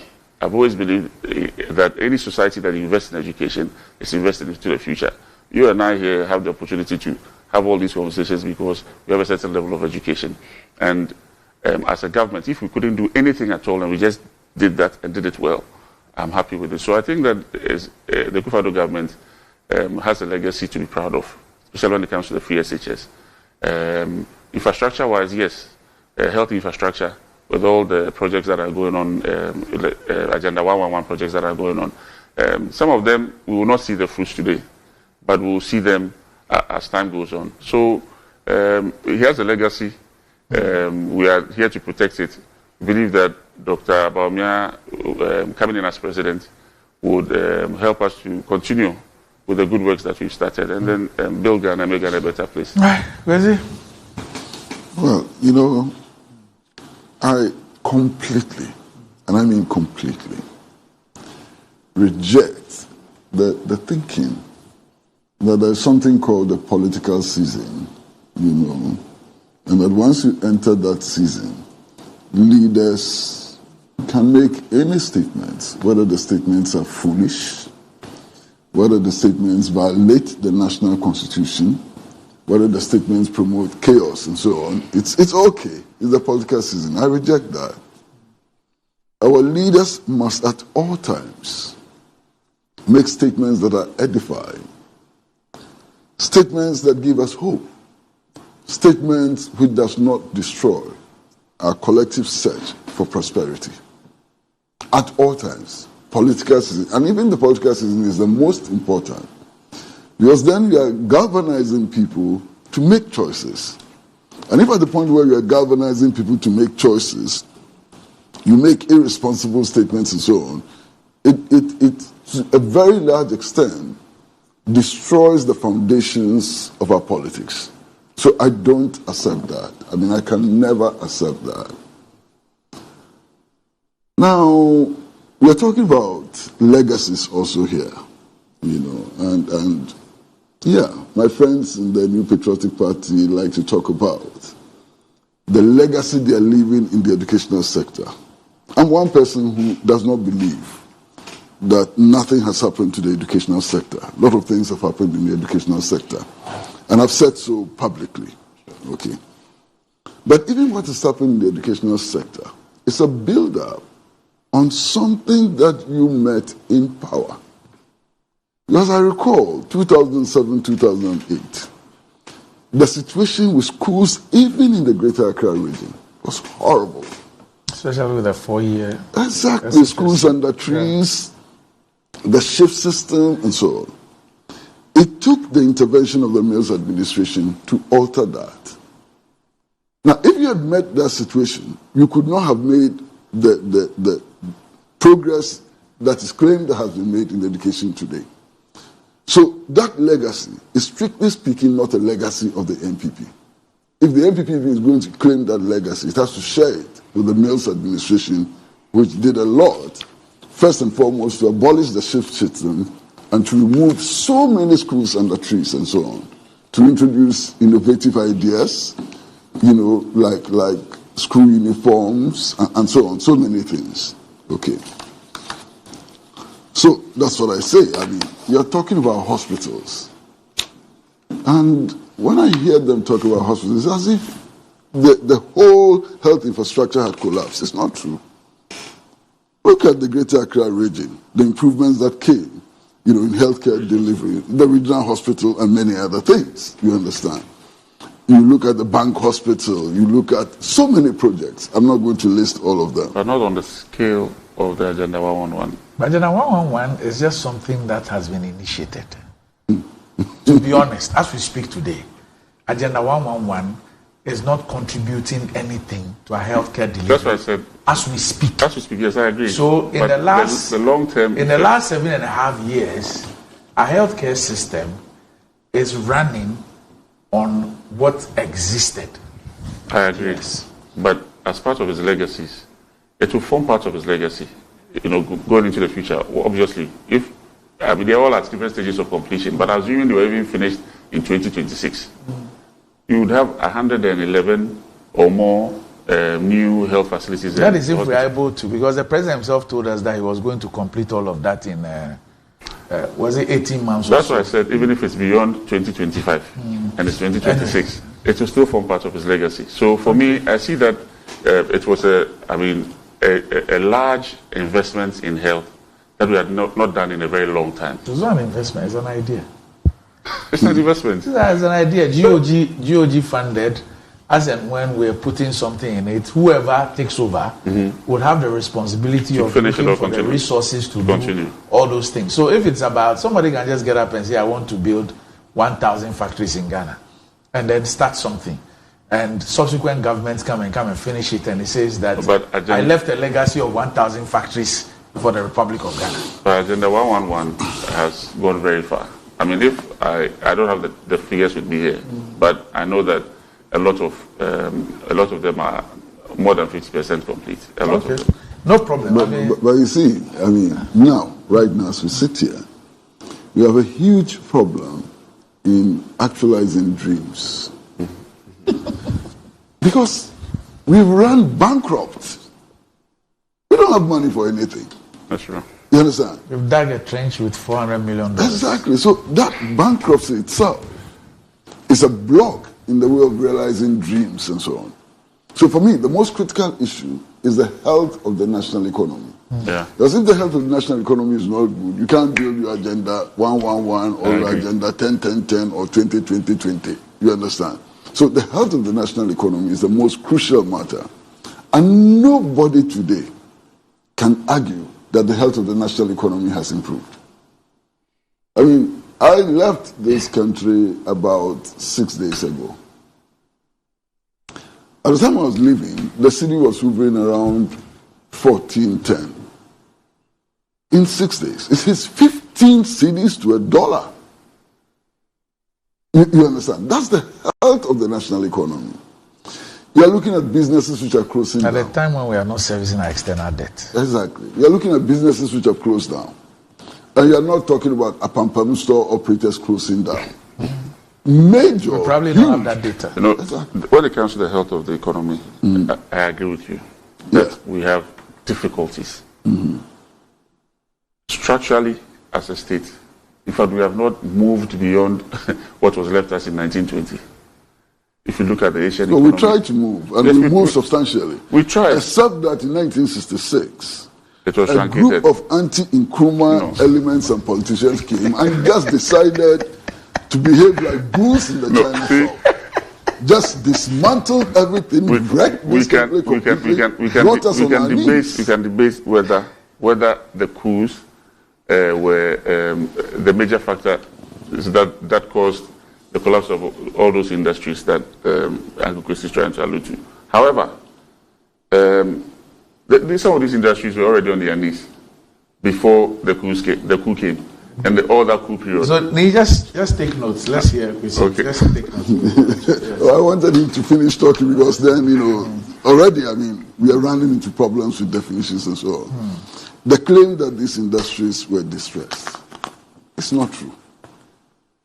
Because those elements who overthrew Nkrumah and came to power later and appear to be in power today, we're looking at monetary profit, the accumulation of monetary profit, to make their judgments. But you and I know that social profit is also generated. Sure, with the industry. And in many instances, the generation of social profit conflicts with the generation of monetary profit. It conflicts in many instances. So we need to ask the fundamental question, what were those industries set up to achieve? Were they achieving those objectives? Did they serve a purpose in the dream of import substitution and so on? These are the critical questions. So it is not just sufficient to say that those industries were distressed. What measurements were we doing in order to come to the conclusion that they were distressed and so on? Now, back to what the president said. I don't want to lose track. First and foremost, it is clear that if the Constitution is working, if the Electoral Commission is doing diligent work, if the security services are working properly and so on, the president has no locus when it comes to determining who takes over from him. That is the preserve of the people of Ghana. So when he comes and makes statements like, I will not hand over to so and so and so and so on, it's not just offensive, but it amounts to instigating an insurrection. Clear instigation of insurrection. You understand? What if the people of Ghana disagree with the president? And he's only one out of 32 million people. So if the people of Ghana disagree with him and vote for His Excellency John Dramani Mahama, who is he to say, I'm going to hand over, I'm not going to hand over? It does not lie in his mouth. He's only expressing his wish that he wants to hand over to his running mate. That's not an expression of wish. When you say that I will not hand over to so and so, it's not an expression of wish. But is that what he said? Yes, read it again. You just read. So what he said was that he cannot take over from him. What does that mean? You haven't improved the situation. You understand? So it does not lie in the mouth of the president. He says, quote, I cannot hand over power to such a person. Yeah. He said, the person I defeated and my work since I took over seems not to please him. I cannot hand over to such a person. He would destroy whatever we have done when he comes. Yeah. So it's clear. Okay. Now, Listen, if presidents before His Excellency Nana Addo Akufo-Addo were to talk and act in the manner that he is, he would never have been president. Because he was even defeated in the primary. He was defeated in the primary by President Kufuor. So if President Kufuor had said that I would never hand over to somebody I defeated in the primary, would he have been president? He had been defeated. He had been defeated in general elections, and so where is this statement coming from? Now, what surprises me is that these statements have been made. They've hit the public domain, and it's obvious that the vast majority of commentators are uncomfortable with the statement. Now, even though you have not condemned the statements, from the way you are going about, trying to find justification, so it's obvious that if cameras were not on you, you would have said something different. You understand? Now, here is the problem, Randy. How come that those close to him are not drawing his attention to the fact that he's doing a lot of damage to himself, his legacy, and the ambitions of his vice president? They don't agree with you. Pardon? They don't agree with you. Oh, Randy. That's the only reason. No, Randy, please. Randy, you know this town. I know that you know people in government and outside government. Yes. I know that you engage in conversations and so on. Yes. What you are saying, is it the true situation? No, Randy, just be Crazy, you see. Because the people I talk to are the same people that you talk to. And you talk to even more people than I talk to. There are three scenarios. Yes. There are those who disagree with the position you hold and believe in the president's position. That the president has power to prevent a president, the people of Ghana they think that there's nothing wrong with the president saying what he said the way he said it. They don't see anything wrong. That's one. Which will translate into the president. That's one. Can prevent somebody from taking office. That's one. Even if the people vote for him. That's one. Then two. They will not translate into that. There are those who are dishonest and sycophantic. Yeah. And then three is the dangerous one. Those who have become delusional. Don't you think? So I don't know which of the three you're dealing with at every point in time. Whether it is those who genuinely believe that yes, that is the way to go, they disagree with you, even if they are wrong, or they are plain dishonest and sycophantic, or they become delusional. Okay, Randy. First of all, if you have a government, and in this case a president, who is surrounded by delusional people who are in extreme danger. If our president is surrounded by delusional people, my goodness, our problems are only going to get worse. That's number one. If our president is surrounded by sycophantic elements who ignore the facts, we are heading into the ditch straight away. And the third category of people who genuinely believe that a president can subvert the will of the people, that also leads us into the same trench, the same danger. And I'll be surprised if President Nana Addo Akufo-Addo, His Excellency, given his years of experience and practice in politics, from the days when he was a member of the Convention People's Party to today when he has repudiated his past and so on, you understand? If these are the three categories of people around him, my goodness, I don't know what to say. Okay, because you're I don't know what to say. I guess both of you speak far better, or understand tree far better than I do. Okay. That's why I find that my mother is Fanti. My Fanti is not good. There's a saying, and correct me if I don't get it right. They say, I'm not a Bob Busiano, and you're not an editor. Not so? Yes. I know that proverb. Okay. I know that proverb very well. But that proverb is problematic. That proverb... Well, maybe it's only explaining, that proverb is only explaining a situation or fortifying a reality. Yeah, but I don't think that we should be throwing about proverbs which explain or fortify dishonesty. Yeah. Because that problem really is describing situations of dishonesty. Yeah. Exactly. And there are many other problems. That you go begging With a different tongue. Yeah. You go Yeah. and you're begging, you are pleading Yeah. and all that. Yeah. And then after you've had it, you now begin to wear an emperor's robe and act like an emperor who surveys all and speak in that manner. Exactly. Yeah. I hope you understand. Yeah, but that's the problem. Yes. And there are many other proverbs which are problematic. For example, this proverb which says that if you are looking for power, you can sell your mother to get the power.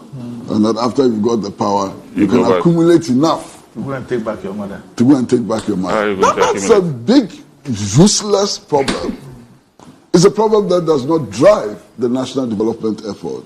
It's a problem that does not, promote values which can move us forward and so on. So I reject those proverbs completely. There's even a more horrifying one.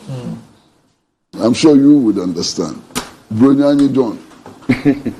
Yes, I understand. Bronyani John. It's like and our elders say this. Yes. And I cringe. You understand? Yeah. So a lot of these proverbs, some of them really are not proverbs we should be repeating in the public space because they don't help us in any way.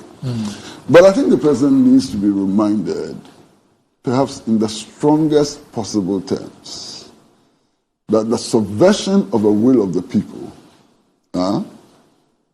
comes down to a subversion of the national constitution. Yeah, has consequences. And the penalty for that is not something that I want to repeat on air.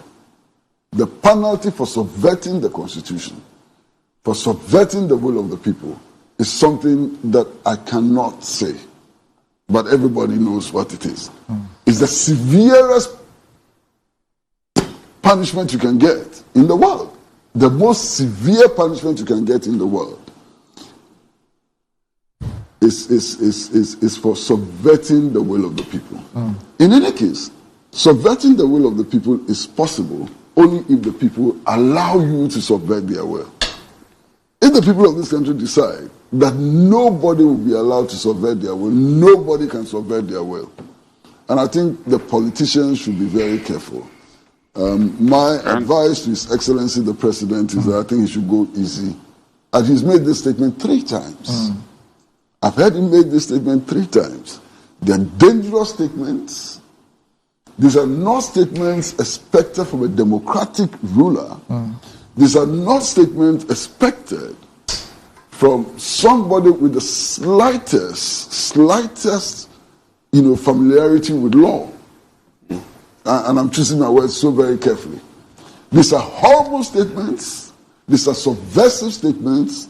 And in any case, these are not statements that anybody can live up to in Ghana today. The president himself was part of the Kumipreku demonstration. He knows the power of the people. You understand? He was part of the Kumipreku demonstration. He knows the power of the people. Indeed, in 1979 or thereabout, he joined Kwabena Agbelegbe-Dema, Edubua Hene, Johnny Hansen and others to organize the People's Movement for Freedom and Justice. And he knew the consequences. It was as a result of that mobilization that June 4th eventually emerged. And the consequences of June 4th, all of us lived with it. So I would plead with the president, in his own interest, not in my interest, in his own interest, to stop making such statements. Such obviously, clearly subversive statements are not in his interest, they are not in the national interest, and they cannot be in the interest of the New Patriotic Party. And especially they will not promote the fortunes of Dr. Mahmoud Bawumia.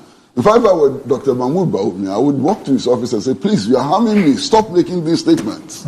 You understand? Okay, all right. Okay. Just hold on. We need to take a break. When we return, we'll wrap up on this one. We'll be back shortly.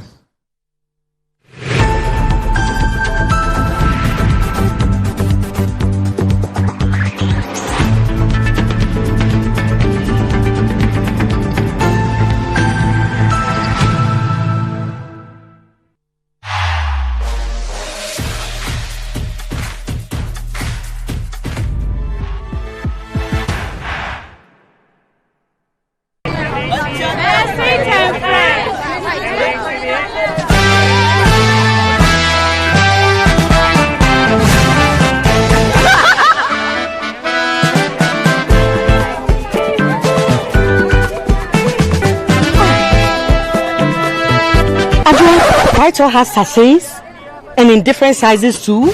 You didn't know? These Vital sachets that we all use to fry our meat and fishes, to prepare our favorite meals, and to refill our empty original Vital bottles. Hey! Are you sure you are a fellow Ghanaian? Get your trusted Vital sachets today for affordability, convenience, and for the refilling of your original Vital bottle. Vital, you deserve a life of goodness. This advert is introducing the new Jamal washing powder with multi-enzymes that helps remove stubborn stains. It has a nice fragrance. Not harsh on my hands. Forms easily. And removes stains well. Oh, so to be. Ma, he brought 5 big sachets of new Jamal washing powder. Yes, ma. It really removes stains. It has a nice fragrance. Yes, ma. Then add 30 sacks of Jamal washing powder to your engagement list. Hey, ma. Yes, ma. New Jamal washing powder for cleaner, fresher wash. Your partner for clean clothes. This advert is FDA approved. Anti-cavity, gum protection, brighter teeth, and fresh breath. I'm a fair missy way. Repatrial Bantama. Machasi.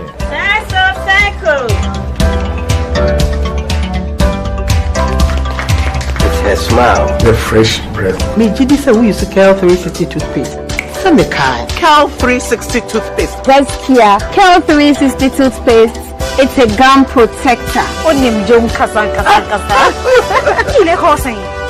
360 did the work. It's cool mint. Gives me fresh breath and your confidence booster. You will see so feeling to Cal 360 toothpaste. Happy smile. Cal 360 toothpaste, anti-cavity, gum protection, brighter teeth, and fresh breath. Cal, happy smile. This advert is FDA approved.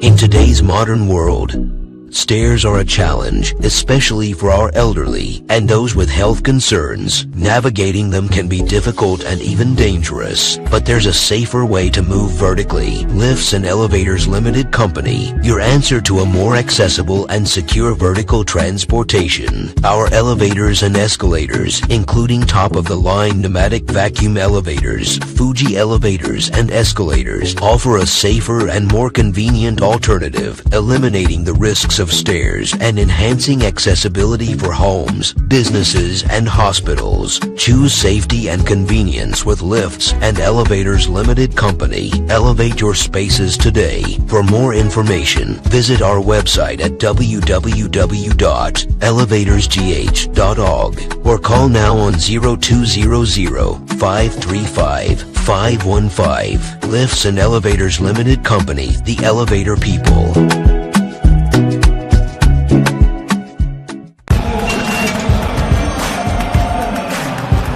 We are back bringing you the latest lineup from Betway. Betway starts strong with their front two with Free Play Friday and Swipe Bet. In the middle, you've got all the control with Cash Out and Build a Bet. Plus, with Win Boost, you can boost your sports bets. At the back, they have Smart Picks and the Partial Daily Jackpot.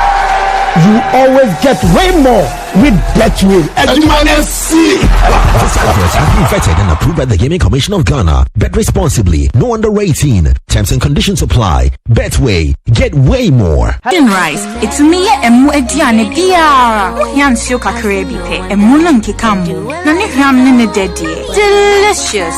Said your mom no pepepe. Ye the fortune emopa abedwaso. Ghana mo ede. Ma emu ediane nyina. FDA aje ejedi nkratoa yatum.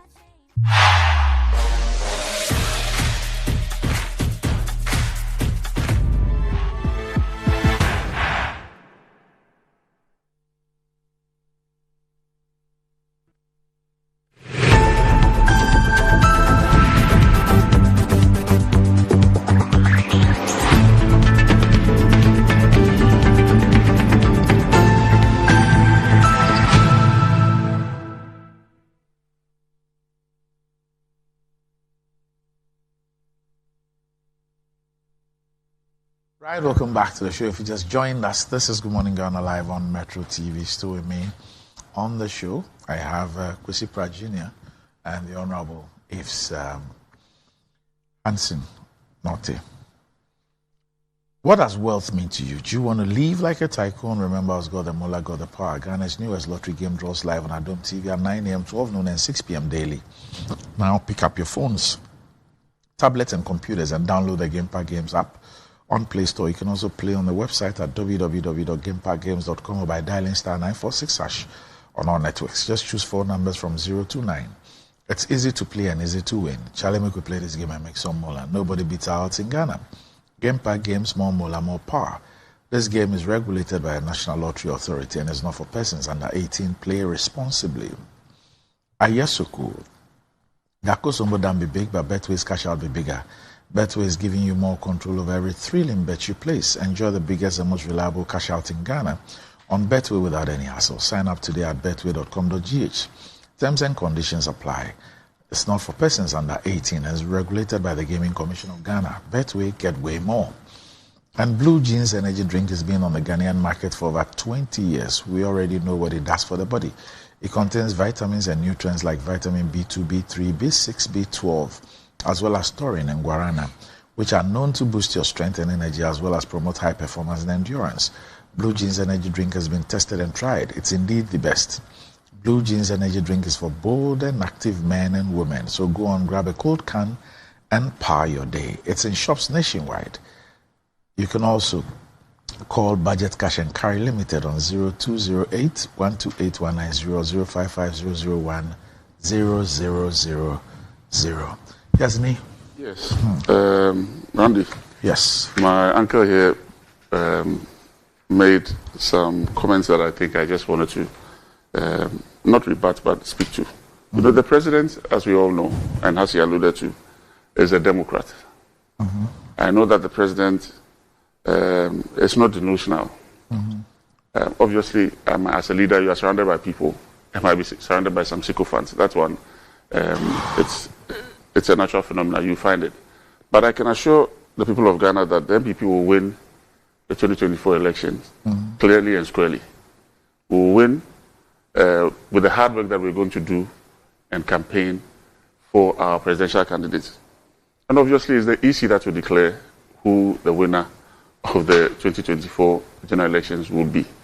And I know that there will be nothing subversive, nothing of that nature. We're going to work, campaign, sell our message, get the people of Ghana to buy into our message, tell them the truth. Where we faltered, we'll let them know. Where we think we can improve, we'll let them know. Where we think we can build on, we'll let them know. So that the people of Ghana make the right choice of electing Dr. Bawumia to be the next president of Ghana and form the next government in January 2025. That being said, having said that, Uncle Kwesi spoke about a conflict between social profits and monetary profits that the proponents of the 1966 coup may have destroyed. Well, I believe, as he spoke about import substitution, that's what I wanted to address. Import substitution itself has not been successful in many places all over the world. South America, Argentina, Brazil, they all tried it. Ghana tried it in the past. The whole idea is that you try and replace the things that you import with your own local production. Yes, logically it makes sense, but the truth is that if you look at countries like Japan, Korea, Taiwan, and co, they did what you call the export-led development. Export-led. So you do mass production so that your unit cost is very low, and then export. They produce things that they themselves don't use. Like Chinese and Koreans don't eat with spoons; they eat with chopsticks. But they're the largest producers of spoons in the world, just because they want to satisfy the world's market. Singapore, at some point in time, was the largest petroleum products marketer in the world. Why? They don't have any oil. They just had refineries that were refining and selling to the world.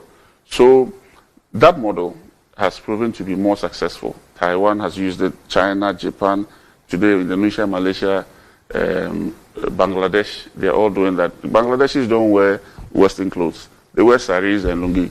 But they're the largest garment manufacturers in the world, and it's employing over 18 million people. So that model that we ran in the 60s, yes, we built some industries. They seem to be thriving, but they were not going to survive the long haul. We've seen that export-led development rather survives the long haul. Today, China, we all call China the factory of the world. But if you go to a place like Vietnam, I was there last year, and I was shocked. Everything is made in Vietnam. And if you see the kind of infrastructure that Vietnam has today, I mean, you'll be surprised that, I mean, the Vietnam I knew of or was thinking of was the war-torn Vietnam. When we were growing up, Vietnam was like the Afghanistan of today. I mean, after 30 years of war. Today, when you go to Vietnam, the kind of infrastructure that they have there, you cannot find it anywhere in West Africa, maybe South Africa or Southeastern Africa. So, and they've all gone this path, export-led. But Ni, have you looked at it from this point of view? That if an economic model in the 50s, if in the 50s, you were looking at self-sufficiency and import substitution in the 50s, it is easier for you to transition from that to an export-led economy. Transitioning from that, than, because my point is that you cut off something without a plan. So with import substitution, yes, you're saying that, for example, rice. Yes. You want to produce rice in Ghana for 80 million people. Your unit cost for that rice will be higher than somebody who is producing for 110 million people. So a country like Vietnam is producing rice with the world as the market, not Vietnam as the market. It's the world, including Ghana. So he says, produce 100 million bucks. I'll send my diplomats to go and negotiate and make sure that you have preferential trade terms with these countries so that you send your rice there. So Ghana, we sit, or West Africa, we sit. Vietnam produces rice. And Vietnam's target is to feed Africa. It's not to feed Vietnam. The excess Vietnam will consume, or if they don't have anybody to consume, it will be there. But what they have done is to take advantage of the global market as their target is the global market, not their internal market. So the unit cost is always higher when you do import substitution, whether it's poultry. Look at Brazil and poultry. One farm in Brazil does about 50 million birds a day, or 5 million birds a day. Which farm in Ghana can compete with him on unit price? So you come and dump his chicken that has been imported, taxes paid on, which will be cheaper than your unit but cost. But they didn't start that way. That's no, see. Yes. So the countries that went our way all failed. Argentina, all of us failed. The countries that went the Japanese way, who copied from Japan, because when Japanese industrialization moved a notch higher, they sent all this low-key manufacturing to Korea. When the Koreans went a notch higher, they shifted it to Bangladesh, Sri Lanka, and co. When today they have some of them Japan has moved all its electronics to Vietnam. South Korea has gone a notch higher and has moved all its electronics to Vietnam. You know, so it will follow. Obviously, there are other factors that support that: cheap labor, access to energy. You know, our labor is even way cheaper than theirs. So I was doing a comparative analysis recently. We are paying our people $1.20 per hour on the average. They are doing $2.99. China is doing $6.99. So our labor is even cheaper, but obviously our power is not cheap. So it doesn't attract the kind of investment that you need. But the unit cost of production in those models makes their produce competitive. And you'll be surprised that the countries that, when we were joining the WTO wholesale hook, line, sinker, some of them restrained themselves, tried to build internal capacity before they joined. So look at when China joined, look at when Vietnam, look at even Ethiopia when they joined. They joined at a time when they had built some internal capacity. They were prepared, even though their industries were not big, they could now attract the investment that they needed. And then they gave preferential treatment to some of these factories, so that once they relocated, they were not paying a certain level of taxes, blah, blah, blah, just to be able to prepare themselves before they entered. And they were the ones actually pushing for the WTO trade negotiations. Singapore was one of them. People didn't know why, because they were looking at where they would sell their products. So you don't have to have even any raw material. But we have another added advantage of having a raw material base. And that's what I keep saying, that Africa has that. I mean, we have such a great opportunity, you know. So what's the strategy behind 1D, 1F? 1D, 1F looks more like import substitution and support for existing industries, because that is what we have actually been, apart from the 100 and something companies that have sprung up. The majority of them, if you see what comes to Parliament, is to support existing companies to expand and maybe employ more. But for me, ideally, we should have targeted like the Koreans did. You know, you pick one industry, you grow that industry, shipbuilding, everything. You just grow for exports. Just grow for exports and employ our people. Once you employ our people, over time, Ghanaian business people would now glean from these ones. If you go to parts of China now, things like garments, nobody wants to do garments in China anymore because the unit cost has gone up. But we should be now attracting that kind of investment into our space for exports. And look, we have access to Europe, we have access to North America, we have access to South America. All these West Canal problems that we are having, we should be taking advantage of it. And rather, in telling them that, look, relocate to West Africa, relocate to Ghana, it takes you 11 days to sail to Europe than 40-something days from China to Europe. And then we will do that backwards integration over time. So for me, I'm not, I'm an export-led development, you know. You belong to that. I belong to that kind of thought. Yeah, crazy. No, it just happens that economics is a very complicated subject. And I've had conversations with persons who sometimes have or claim to have PhD in economics, and their views are totally warped. Okay. Now, if you look at the model that we are running today, at the simplest level, is not different from what you are suggesting. What are we producing cocoa for? We produce cocoa. We don't eat cocoa here. Yeah. Okay, so we produce cocoa mainly for the world market. Look at the devastating consequences of that policy for us. Okay, so producing largely or mainly for the export market is not always a sensible thing to do. Okay, if you take cocoa as an industry. Now, there's the example of Vietnam that we have given, and there's a very interesting history about the development of the Vietnamese economy. Today, as we speak, Vietnam is the second largest producer of coffee in the world. Okay, how did that come about? That came about because the German Democratic Republic under Erich Honecker, East Germany, German Democratic Republic, decided that it did not want to depend on the West and its allies for the supply of coffee. So it is the GDR which initiated that coffee project in Vietnam, mainly because it wanted to control its imports of coffee. Okay?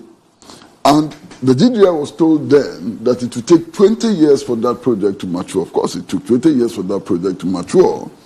And Vietnam very quickly became the world's largest producer of coffee. Today is the second largest producer. Okay. Why? Because of the domestic needs of the GDR.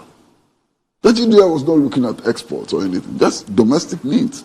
It invested the funds, it invested technology, it actually builds roads to open up the areas of coffee production and so on.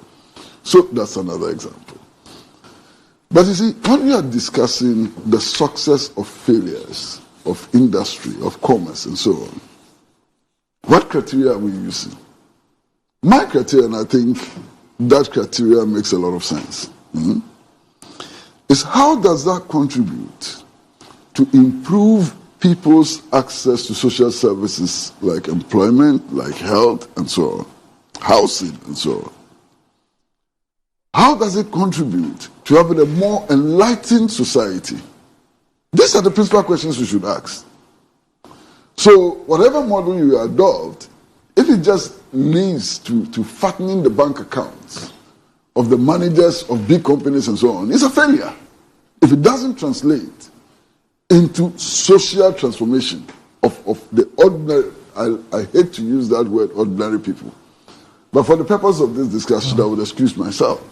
If it doesn't translate into significantly improving the well-being of the working people, that's a waste. You understand? Now, all kinds of arguments have been made about the import substitution project, which was started by Nkrumah and so on. Now, you have to realize that part of that project was driven by the politics of the moment. Sure. The politics of national liberation. The politics of strengthening national sovereignty. And the politics of improving the well-being of our people. And if you look at the available statistics, there's no doubt that these objectives were achieved. All right. Okay. Well, Honorable, we'll be speaking about something, but let me tap, because you were a private sector player and you moved in. Let me tap your view on this as well. I think that in portions of our discussion, it has come up. The Ghana cedi's trouble continues as its depreciation against the US dollar and other major foreign currencies is not ending anytime soon. Its year-to-date depreciation stood at 15.16% to one American greenback, making it one of the worst-performing currencies in Africa in 2024. Most forex bureaus, according to Joy Business Checks, are selling $1 for 14.40. This was as at yesterday morning. On average, analysts are envisaging a continuous weakening trajectory of the local unit this week in the near term, as foreign exchange demand-supply disparity remains substantial. They have anticipated improved liquidity conditions towards the end of quarter 2 of 2024 after the IMF board approves the second review of Ghana's program. This will lead to a tranche disbursement of $360 million under the IMF program. How long will that last? Last week, the local unit headed downhill as corporate demand, mainly from the energy and manufacturing sectors, remained heightened, despite the Bank of Ghana selling $22 million on the spot market while auctioning $20 million to the BDCs. The local unit recorded losses at the close of the week as demand surpassed foreign exchange liquidity. On the retail market, the Ghana cedi concluded the week with a significant week-on-week loss of 2.97 against the American dollar and against 0.90% from the previous week. And this resulted in a year-to-date loss of 14.11 at the end of April 2024. And versus the pound and euro, we're also dealing with 17.63% and 12.11% losses, respectively. And I always maintain this is happening at a time when we are not even servicing our external debt. Sure. Yes. See, firstly, it's a demand and supply problem, and it's very worrying. Is this one of our legacies? Don't mind me. Yes. No problem. It's a demand and supply problem. Right. I will always believe in finding solutions to problems. Right. The conversation we were having before this feeds into this. Yes. We floated our currency some years back. When you float your currency, you have to back it with your reserves or dollar reserves that you have. So if you don't have the dollar reserves, what will happen? Your currency will be devalued accordingly. We have a demand of less about $4 billion. I mean, it is minuscule if you look at what demands are there out there.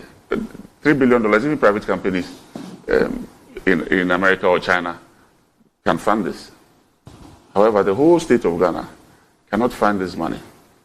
Why? Because our exports don't meet or what we earn on the supply side don't meet this. And if it comes back to what I was talking about, it's when you export. So is it not because what we earn is not actually our money? Because you see, anytime I tell people to drill down the data, when we talk about trade surplus, yes, you look at it on the face of it, and it looks like your exports have outstripped your imports. However, that's just on the surface. When you drill down the data, how much of that export earnings is actually coming into you? Yeah, exactly. So what I'm saying is that's why I'm coming back to the same thing. Right. If you depend on a single item like cocoa, where before and gold. Now gold is leading. Gold is doing. I mean, close to 50%. Even if gold was doing $10 billion a year for us, it's still a drop in the ocean. Last year it did about $7 billion. It's still a drop in the ocean. I mean, we have to be realistic. Malaysia Thailand. They've all been through these difficulties before. In the 1998 crisis, they all went through these things. How did they solve these problems? They all decided to push their exports. But you cannot, the value of your exports, the value of your cocoa, your 1 year job with 60% of your population is giving you just $1 billion and more. Meanwhile, somebody producing garments is producing garments for even Gap. Is doing $2-3 billion. So you have to look at the value of your export. The value of our export is negligible, in my view. So if after 50-something years, we are still going to depend on gold and timber and cocoa, I mean, in fact, you're not doing anything. It's like Yambobra in quotes. So for us, how do we solve this problem? Solving this problem is to industrialize, push manufacturing, do whatever it takes for manufacturers to settle within your economy and export so that you earn that hard earned currency that you're looking for. If your manufacturing is not strong, we will be running this cycle for another 30 years until we take that bold decision and draw a line in the sand and say that, look, you know what, we are going to focus on manufacturing, give them all the necessary incentives, encouragement, attract them. That's why you introduced 1D, 1F. Yes, but we discussed that already, and I told you that it has its own successes, and I have my own views about it. So I don't want to dwell on that too much. It's been a successful. If we're looking for solutions, let's look at them. Yes. I mean, what are those views? What is it that we should have done? That's why I believe that we should have targeted the investments, okay, to develop Ghanaian national champions, just like Korea did. Samsung, it was selling vegetables. Today, Samsung produces everything that you can think about. Daewoo, Hyundai, Nissan, all of them. These are deliberate policies to support indigenous investment or indigenous manufacturers to grow. Once you do that, or to grow and export, for me, the export is the most important thing. Once you export and you are earning the hard currency, which is dollar, you solve this problem. Because look, if the currency devalues by 50%, I remember when about 2 years ago we had a crisis and the cedi dropped from 10 to 18. Yes. I had constituents who are industrialists. They came to me. One Indian man, he was weeping. He had lost about $10 million in 1 week of his capital. Yeah. And this is reality. Yeah. So I know larger industry. Somebody lost about 100 million Ghana cedis just on the currency devaluation. And I had to assure them that, look, calm down, and that the cedi will claw back. It's just a blip and it will claw back. So you don't go and buy any dollars. Just wait. And those who listen to me, or those who, listen to me, save some money. But this is a reality because it kills your purchasing power, it kills your capital. And the only way out, no matter what we do, is to industrialize, manufacture, and sell and export more. Because gold is not an infinite product. It will finish at one point in time. Oil is not cocoa. Today our cocoa yields, yes, but the world market price has gone up. But look at we our can't cocoa. take advantage of look it. At our we don't have it. Yes, look at our cocoa growing areas. They are all gone. Galamsey. Yes, because the people don't see the value in farming cocoa anymore. So, I mean, it even poses a national security threat. This currency devaluation, it poses a national security threat because if the money in your pocket, the money is in your pocket, but you've lost half of the value in 1 week, you cannot purchase the same thing that you bought last week and go back home. It will affect your electricity prices. Everything that you can think about. So, for me, I don't want to blame anyone, blame party A, party B. I'm not interested in that. I believe that, look, as Ghanaians, we should take the bull by the horn, be realistic to ourselves, be truthful, and draw a line and start afresh. For me, I believe that, yes, these things have happened in the tenure of our government. However, we have what it takes to make that difference in the lives of the people of Ghana. And I believe that if we give Dr. Bamia the chance to run the show as the president himself, we'll be able to make amends on some of these things. That's my view. Right. Busy. Rodney, I don't know what to think of President Yoweri Museveni of Uganda. What I think of him? Yes, I don't know. And perhaps it's not even necessary. Yes. But I know a lot of people who think that he doesn't meet a certain democratic standards and so on. That's not the point. I've got a video of him explaining the African economic condition. And it's one of the best explanations that I've ever heard in my life. And Randy, I'm going to make that video available to you as soon as I get to office. I'll appreciate it. Yeah. What is our problem? The United States dollar, what backs it? Nothing! It's a fiat. It's just... The United States dollar is a piece of useless paper. It's just paper. In fact, if you think about the cost of printing currencies, yes, our currency costs more to print than the US dollar. Because basically the US dollar is 2 or 3 colors. So I was going to raise that issue. 2 or 3 colors. We have a multitude of colors in our currency. So it costs more to print the cedi than to print the US dollar. And once you print it, you make a loss.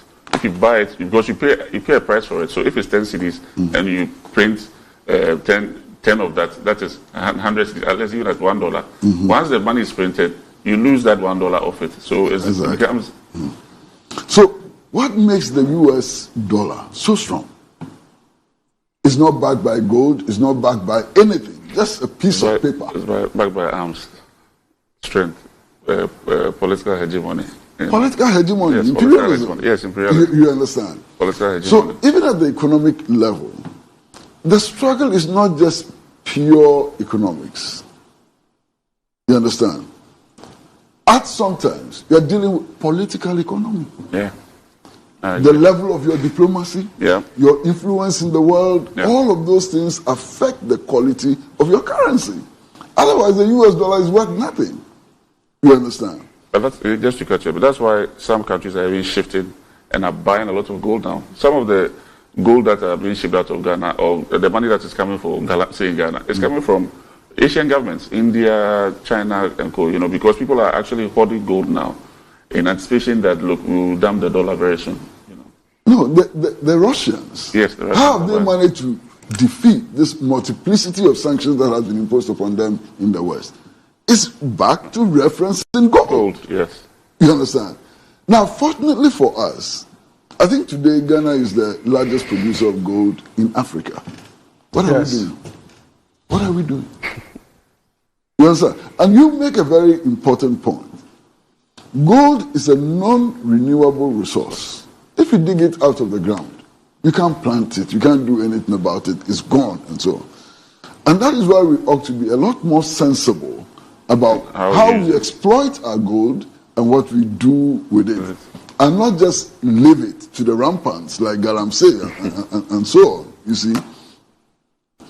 Unfortunately, we've run into deep economic crisis. We are not able to generate enough resources to sustain even our poverty. Yeah, we've come to the stage where we are not producing enough resources to sustain our poverty at this level. We are sinking deeper and deeper and deeper. And what solution do our leaders find? Go to the IMF. That's not a solution. Go to the IMF, which will just insist on continuing on the same old stupid path.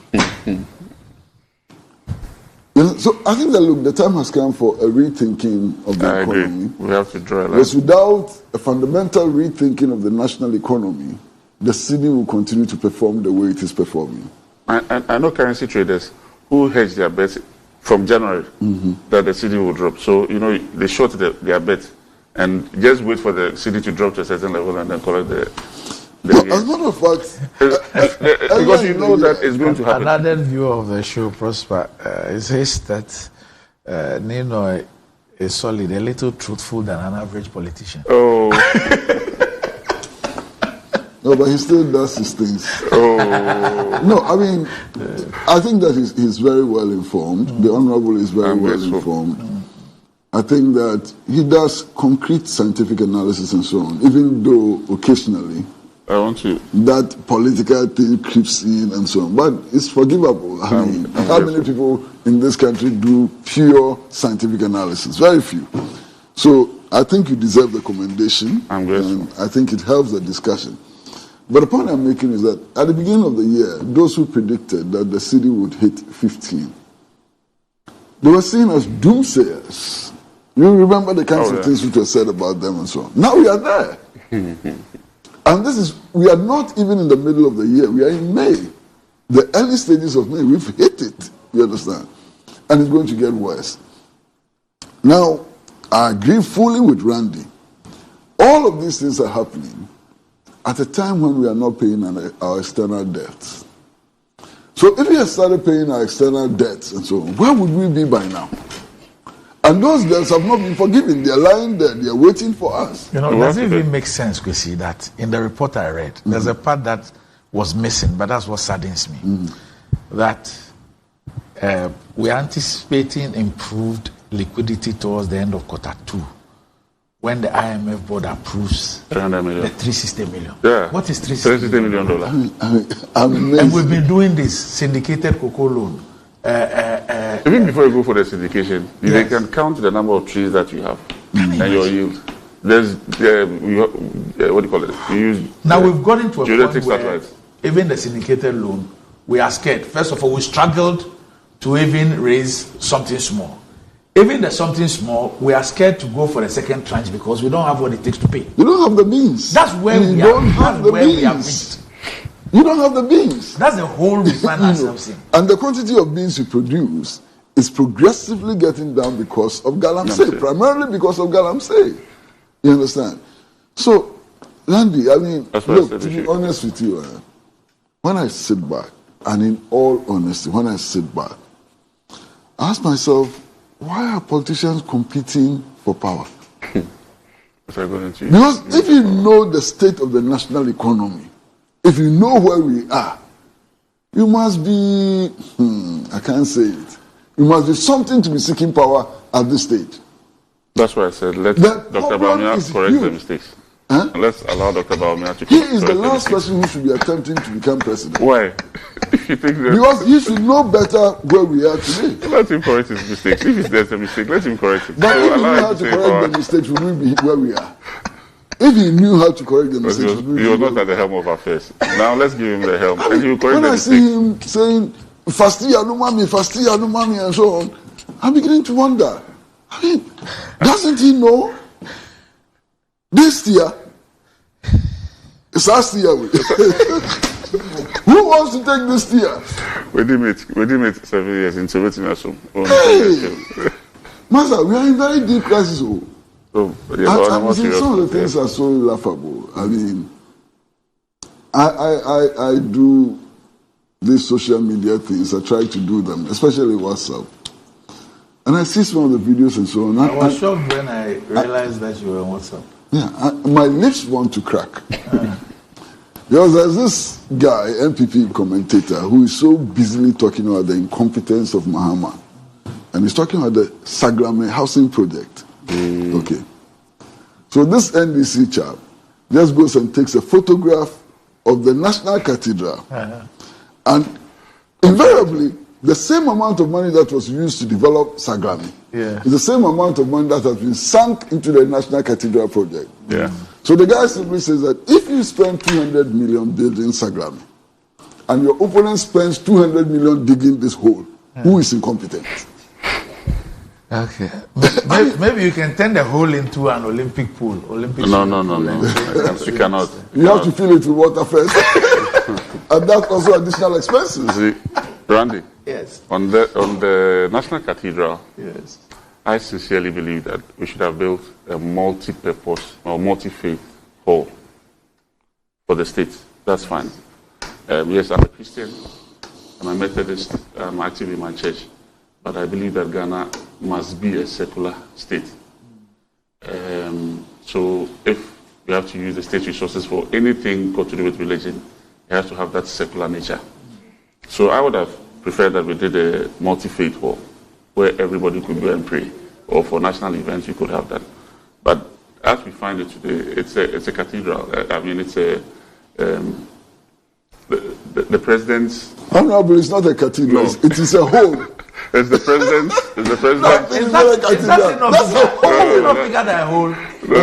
Is not bigger than a hole. It's a big hole. In fact, it's bigger than perhaps the biggest hole that any government has created in the world. No, see, if you have to build a 20-story building, you cannot build a foundation like the way you build your home. So if you see that size of a foundation hole, it's because of the size of the building or the type of building that you're trying to build. That building which is never coming. It will come. When? It will come. When? It's a promise that the president has made to God. So the president who has 6 months to go home. Don't worry. But it was approved by Parliament, so it will come. We shall do it. But on a more serious note, God was spared. No. On a more serious note, my personal view is that it should have been a multi-faith hall. Then that one would have warranted all the expenses that we are putting in, even as a state. Whether it was timely or was necessary, I don't think so, in my view, because we had the commissioning timeline has 2024 was supposed to be ready in 2024. Yeah, 6 March. Yes. It's gone past. Well, I don't think that once we've taken the steps to do it, and we've spent almost $40-something million in there, we should be able to continue. We should continue. But I believe that private church or private, what I call them, is it private churches or the Christian body in Ghana should build it for themselves, and not the state. That's my view. I don't know, you know something. They should build it for themselves. I mean, sometimes those of you who call yourself Christians, I don't. But those of you who call yourself Christians, I think that you do a lot of damage to the image of God. Why? And if I were God, I'd be very angry. What have we done? First of all, you think that God, who created the entire universe, including the capacity to build skyscrapers and so on, will feel honored that we've done something like this in his name. That's an insult to the God that you proclaim and the description you give us of God. Okay, so Kwesi, you understand? Kwesi. And then you go to the next level and you paint the picture of a very partial God. A God who loves NPP and hates CPP and hates NDC. What kind of God is that? So Kwesi. Would you worship that God? Kwesi, really? Kwesi, the God I worship Kwesi, is not partial. They say that if Fabiano. And then they do more. They say if Fabiano mensa. So even amongst Christians, there are mentions. Now the issue is that the thing about building a house for worship in almost every religion, it is something that is done and is something that is believed God appreciates. I will give you the relevant scripture. No, next time I come. No, because he just hold. I'm not finished. No, I'm not done. When people have not eaten, because if I you will misunderstand. Because if I'm not finished, you misunderstand what I'm saying. Okay, no problem. So, if I, as Randy, I decide that I am donating a piece of land that I have bought to my church, to build something for the church, or I'm building a church as a branch for my church to use. It is something that will be pleasing the eye of God. However, how I do it is extremely important, because God judges motives. Attention. Yes, God deals with motives. So you can mislead men, but you cannot mislead God. Okay. That's the point. So here is a scenario. Right? So I have described this cathedral as a cathedral of lies. To suggest that if you look at all the stories around it and all the things that have gone on, I think that it is not honorable to the God we serve. Okay. That's my point. Okay. The fundamental issue of building things like that for God, I think it's a personal thing. It should be a personal thing. I will support it 101%. And anytime I have the opportunity, I will want to do things like that. Sure. If I'm in a position to do so, I'll do it. Okay, no problem with that, Randy. I just want to give you a hypothetical scenario. Here is my brother and friend, and you are really my brother and friend. This is not for television. You're my boss. No, it's not true. But listen, you one day dream about becoming a president. Yes. And then you go and conduct a public opinion survey who says that Christians don't see you in good light. They think you are not Christian. And so on. So based on that public opinion survey, you decide that in order to hoodwink the people to vote for you, part of your campaign is going to be about glorifying God, going to church, kneeling down before some Sankwas priest and so on. Looking for a very big Bible. Carrying the biggest Bible in the country and promising a national cathedral. What do you think you are doing? But see, that's why in essence, you're trying to deceive your God. That's why I told you that God judges motives. In essence, what you're trying to do is to deceive your God. That's why I told you that God judges motives. Coming back to this cathedral. Are you coming back to it? You are also courageous. Let me add that. The president should have done this as in his personal capacity. Because it was a promise between him and his God. If you promise your God that you want to do something for him, you do it in your personal capacity, but not bring the state in. If you actually think that you can trick God, no, this because what happened was attempting to trick God. For me, that's my only deviation. From what is that if you're using the state's resources, it should have been a secular structure for all other religions.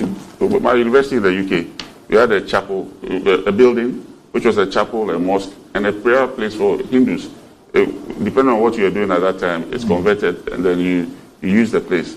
And we use it peacefully. So for me, I've always believed in the secular nature of the state. The state must be secular, and religion must be your personal.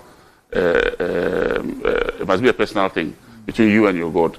That's it. That's my view. It's interesting that you went to school in the UK. Do you realize that in the UK, such places of worship are being converted into nightclubs? Yes, and even apartments. Because sad. The other thing is that maybe they have evolved. Because unbelievers have the money, and they've decided on what to do. Not true. There are lots of believers in Europe, but they don't necessarily have to go and worship in church. They go to church on Facebook. I went to church in Dallas. Under some circumstances, I went to church in Dallas. And the church was like the Holy Spirit Cathedral, the size and so on. So under those circumstances, I went into the church, Randy, plus the organist, plus the priest, and everybody. There were 8 of us in that church. Yes. 8 people. It's true. 8 people. Even if you attend an Anglican church in the UK, you just go meet maybe 4 or 5 people. But it doesn't mean that they don't have membership. The members are on Facebook. There's no problem. They're following the church. But our leaders think that the way to go forward, the way to become like Britain and so on, because that's what they want to be. I don't want to become like Britain. So it's to build cathedrals. You recollect the issue you raised about the currency and the cost of printing. Yeah. Both of you even alluded to it. So our friend Makojoba from the States, he sent this one. He says here are some details about the cost of printing Ghana cedis. And it says that printing Ghana cedis is expensive due to the cost of the paper, security features, and ink. The cedi is printed by De La Rue, a security printing firm based in the United Kingdom. The cost of printing the 100 and 200 Ghana notes is $8.97 million. For how many The 100 notes? and 200 notes, $8.97 million. The Bank of Ghana has to occasionally undertake public education exercise on how to handle the notes well to reduce the spate of distraction and printing to replace. I didn't get a quantity here. Yeah, but at least we've spent $8.9 million. It's expensive. Then there's a comparison with the US currency. And apparently with the US currency, it varies per denomination. So the $1 and $2 bills cost 2.8 cents per note. The $5 bill, 4.8 cents per note. So it's just black and white. The $10 bill, 4.8 cents per note. $20 bill, 5.3 cents per note. $50 bill, 5.2 cents per note. And then the $100 bill costs 8.6 cents per note.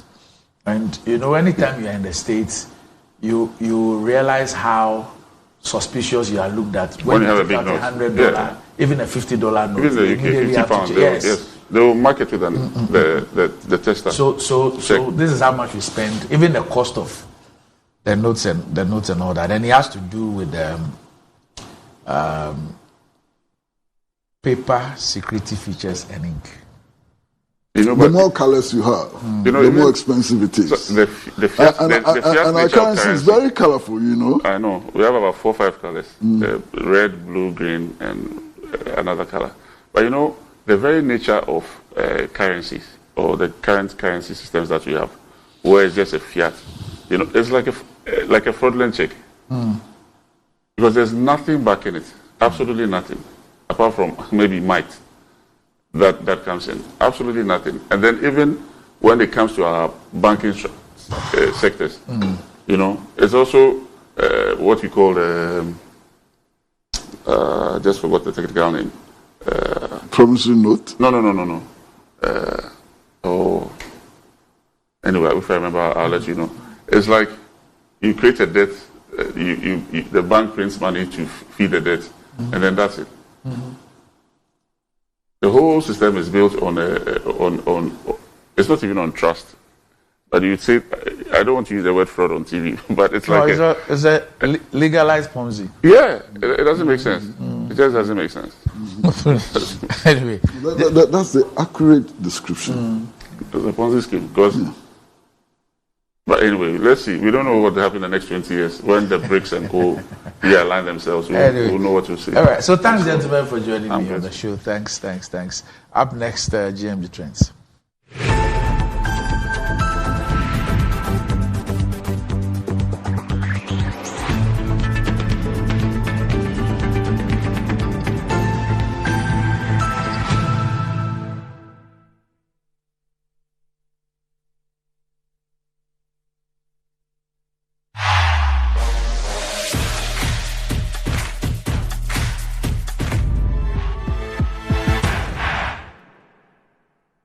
Fortune rice, it's me emu ediane biara. Yansio kakre bi pe, emu no nkeka mu. Na ne hwam ne dedie. Delicious.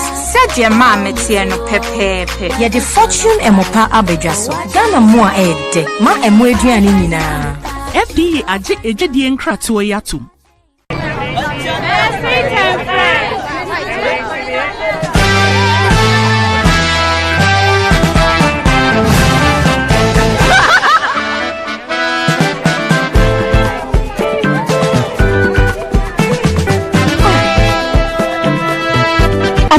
Fritor has sachets and in different sizes too. You didn't know? These Fritor sachets that we all use to fry our meat and fishes, to prepare our favorite meals, and to refill our empty original Fritor bottles. Hey!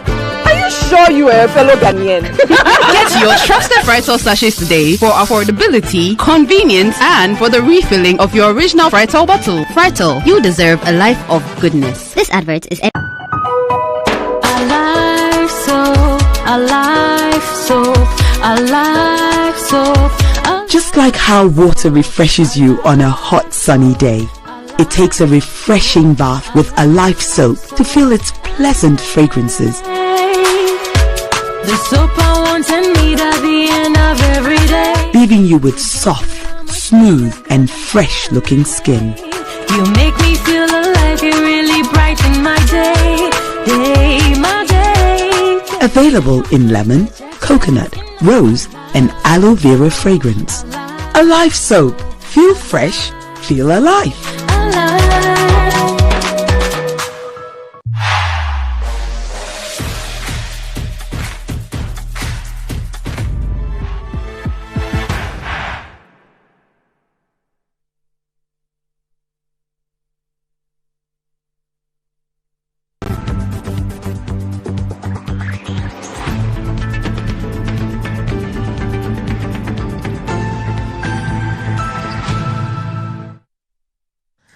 Right, welcome back to the show. If you just joined us, this is Good Morning Ghana live on Metro TV. Time to check out what is trending on social media with Desi, the star boy. Doc. Yes, sir. Do you know? You're greeting me. Yes. I'm trying to get a response. So good morning. Yes. Indeed. Morning. Indeed, I thought. I don't know what I understand. But anyways, yesterday, Daddy was appreciative of the shout. Say, hey, come from me. Say, hey, I can't. He's my director. No, sir, you can call me and say, And of course, so tenacious. You know, when I started my work as a journalist, my late grandmother was my critic. She will, when I come back home, she will say, "You said this. You don't have to say that. You don't have to say it this way. You don't have to say that. You don't have to say it this way." Yeah. So she was like the one. She would listen to me, and then when I come back, she would tell me what she agrees, what she doesn't agree, and most of it had to do with my choice of words. Exactly. Yes, choice of words, tone, and all that. Yeah, and that was even radio. Yes. So why you say, "Unsano"? Anyway, no, there's a new song for Doomsaw. Huh? There's a new song for Doomsaw, and I love this one. I love this one. I'll play it last, but let's begin with Cecilia Dapa because over the past few days, there's been a lot of, or even prior to that, there's been a lot of back and forth from the AG and the Yoga. But and a the lot things of people that are happening in this country, you know, for the first time in my life, in the energy sector of Adumso, I see agencies trading accusations, as in Gridco and ECG. Then now, for the first time in my life, I see anti-corruption agencies trading accusations. AG, Iyoko, OSP. Hey! No, see, the agencies that are supposed to fight corruption are trading accusations. Trading accusations. Why the documents are not enough? So we can't work on. So let's see some of the comments from some of the persons on social media. This one says that I've really been pondering this is Dapa's case for the past few days, and I was stunned. Neither the OSP nor Iyoko have an interest in getting to the bottom of something that is obviously criminal. What's the point in having all these agencies if they can't do the minimum? I had writing that on X. Moving on, Listowell, Mr. Rico J says that, so we seriously expect Madam Tiwa of Yoko and the Squila AG to investigate and prosecute Madam Cecilia Dapa and that President Akufo-Addo. Oh, come on. You have stopped joking. That's Listowell. Kofi Adoli says that Ghana and that President Mahama cannot see Cecilia Dapa escape justice. And Akufo-Addo does not want such corruption to be exposed and punished. And this one says that, can the lawyers in the country help me understand the current situation pertaining the AG, Yoko and OSP regarding the Cecilia Dapa's case? Adds the laughing emoji. Is suspected money laundering a crime in Ghana, and is it punishable? If it isn't, why do banks warn against it? So that's a question that Fajo is writing. So Professor Asari. Yes, Professor Probably Asari. known as Kwekwaza. Okay, yeah. I interviewed him once. The lawyer and professor of accounting who lives in Florida. So he summarized this into like a soccer commentary. You know what's happening, and he says that OSP to Iyoko, then to AG, and back to Iyoko. Iyoko dribbles in the center circle and sends a long back pass to OSP. Game over. This is the shortest match ever. Small post. They're they're done. Oh, I said, Sekis. We'll wait and see what happens with that. But let's go to Kumasi, and beautiful weekend awards in Kumasi as for for the month of May, he's been celebrating 25 years, and also he was 74. That was on Monday, and the Gamanche Niteko True. There a lot of other Ahimfo were there to help him, to support him all through. But the most beautiful thing is Lady Julia. Hey, she was giving details. As graceful as always. Yes, giving details as to how they met. Oh, it's a nice one. Nana guy, man. It's a nice one. If we have the video, let's just listen to just a bit of what Lady Julia had to say at the event about how they met some years ago. For the inauguration of the first branch of EcoBank in Kumasi. He tells me that he was mesmerized.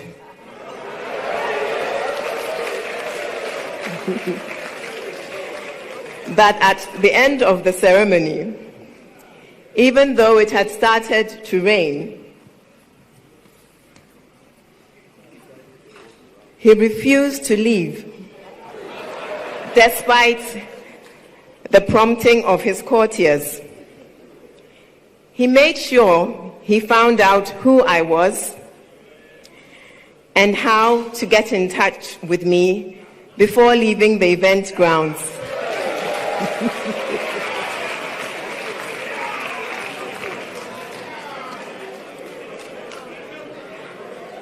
That evening, I was summoned by my managing director, the late John Aka, to dinner at Otumfo's residence. Little did I know that I was auditioning for the role of a lifetime.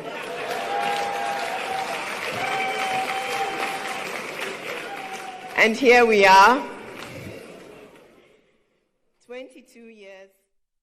Okay, so Lady Julia there, and I like the way Nana is nodding. Like now when she speaks, she looks at yes, Nana. Yeah. Is he nodding or has his face changed? Oh, is that he was nodding? Scripted. Yeah. Yeah. Wow. She was It's your boo, Nana, waiting for the Charlie. I took a course on Nana. Something must kill a man. A beautiful, beautiful one there. You know. I was summoned to a dinner. Summoned to a dinner. And when you invited to someone, you have to come by force. Capacity to summon. I invite. You plead. Monkeys play by side. Summoned. It's different from invite. Invite to the Opa Beba. Summoned. You have to be there. So that's what's happening in Kumasi as Otumfo celebrated his 74th birthday, and of course 25 years as Asantehene, and a lot of activities are in place for the big celebration. But let me wrap up with ECG and Doom. So there's a new song. So trust me, you will love it. Let's watch it when we come back. We wrap up. You love the song or the Doom song? You love the song.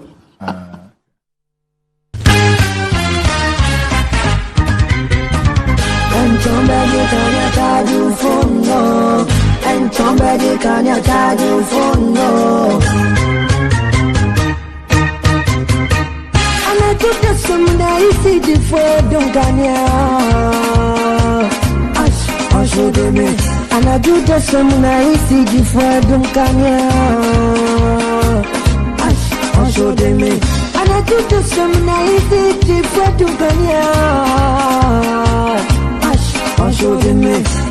the same I see the freedom Kanya.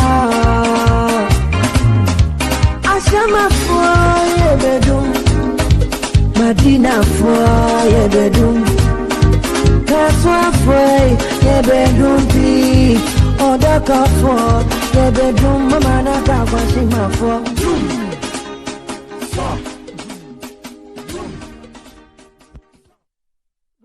People get tired. If this guy lives in your neighborhood, you must find a way of evicting him. Otherwise, you will get doomed. You get doomed throughout. I'm sure by this time the guys are looking for where he lives. They're looking for where he lives. Charlie. And the studio where he recorded. I still don't know. Where do you Ashama fue yebedu. Labadi fue yebedu. But some people they do them. Baba can't pay who be do na. They do there. Baba camp. Of course. Hey. Oh, that's who am I? New boy town. So they do there. It's this connection that they don't do. So you have to enter. And and then you go and disconnect. I disconnect. So how you go enter there? You go to the warrant officer's place and say, I'm coming to disconnect you. So you disconnect. When you finish, then you go. Safe and sound. That's it for the trends today. Just a quick one. I understand that I'm MFR of Original TV. So the Honorable. So happy birthday from Dr. Fidel, also a J of Business Lens Ghana, to this wonderful person, Madame Joanna. You're 40 years old today, from everyone at Original TV. You know, she's a producer for the morning show there. So, yeah, so happy birthday to you, Madame Joanna. You're 40 years old today. 40. I come here. Hey. I come here. I come here 12. Also. So up next, Metro Sports.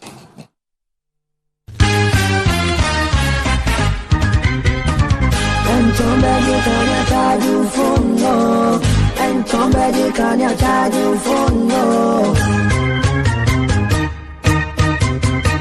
And I took the someday city for Dunkania. I should be me. And I do the someday city for Dunkania. I should be me.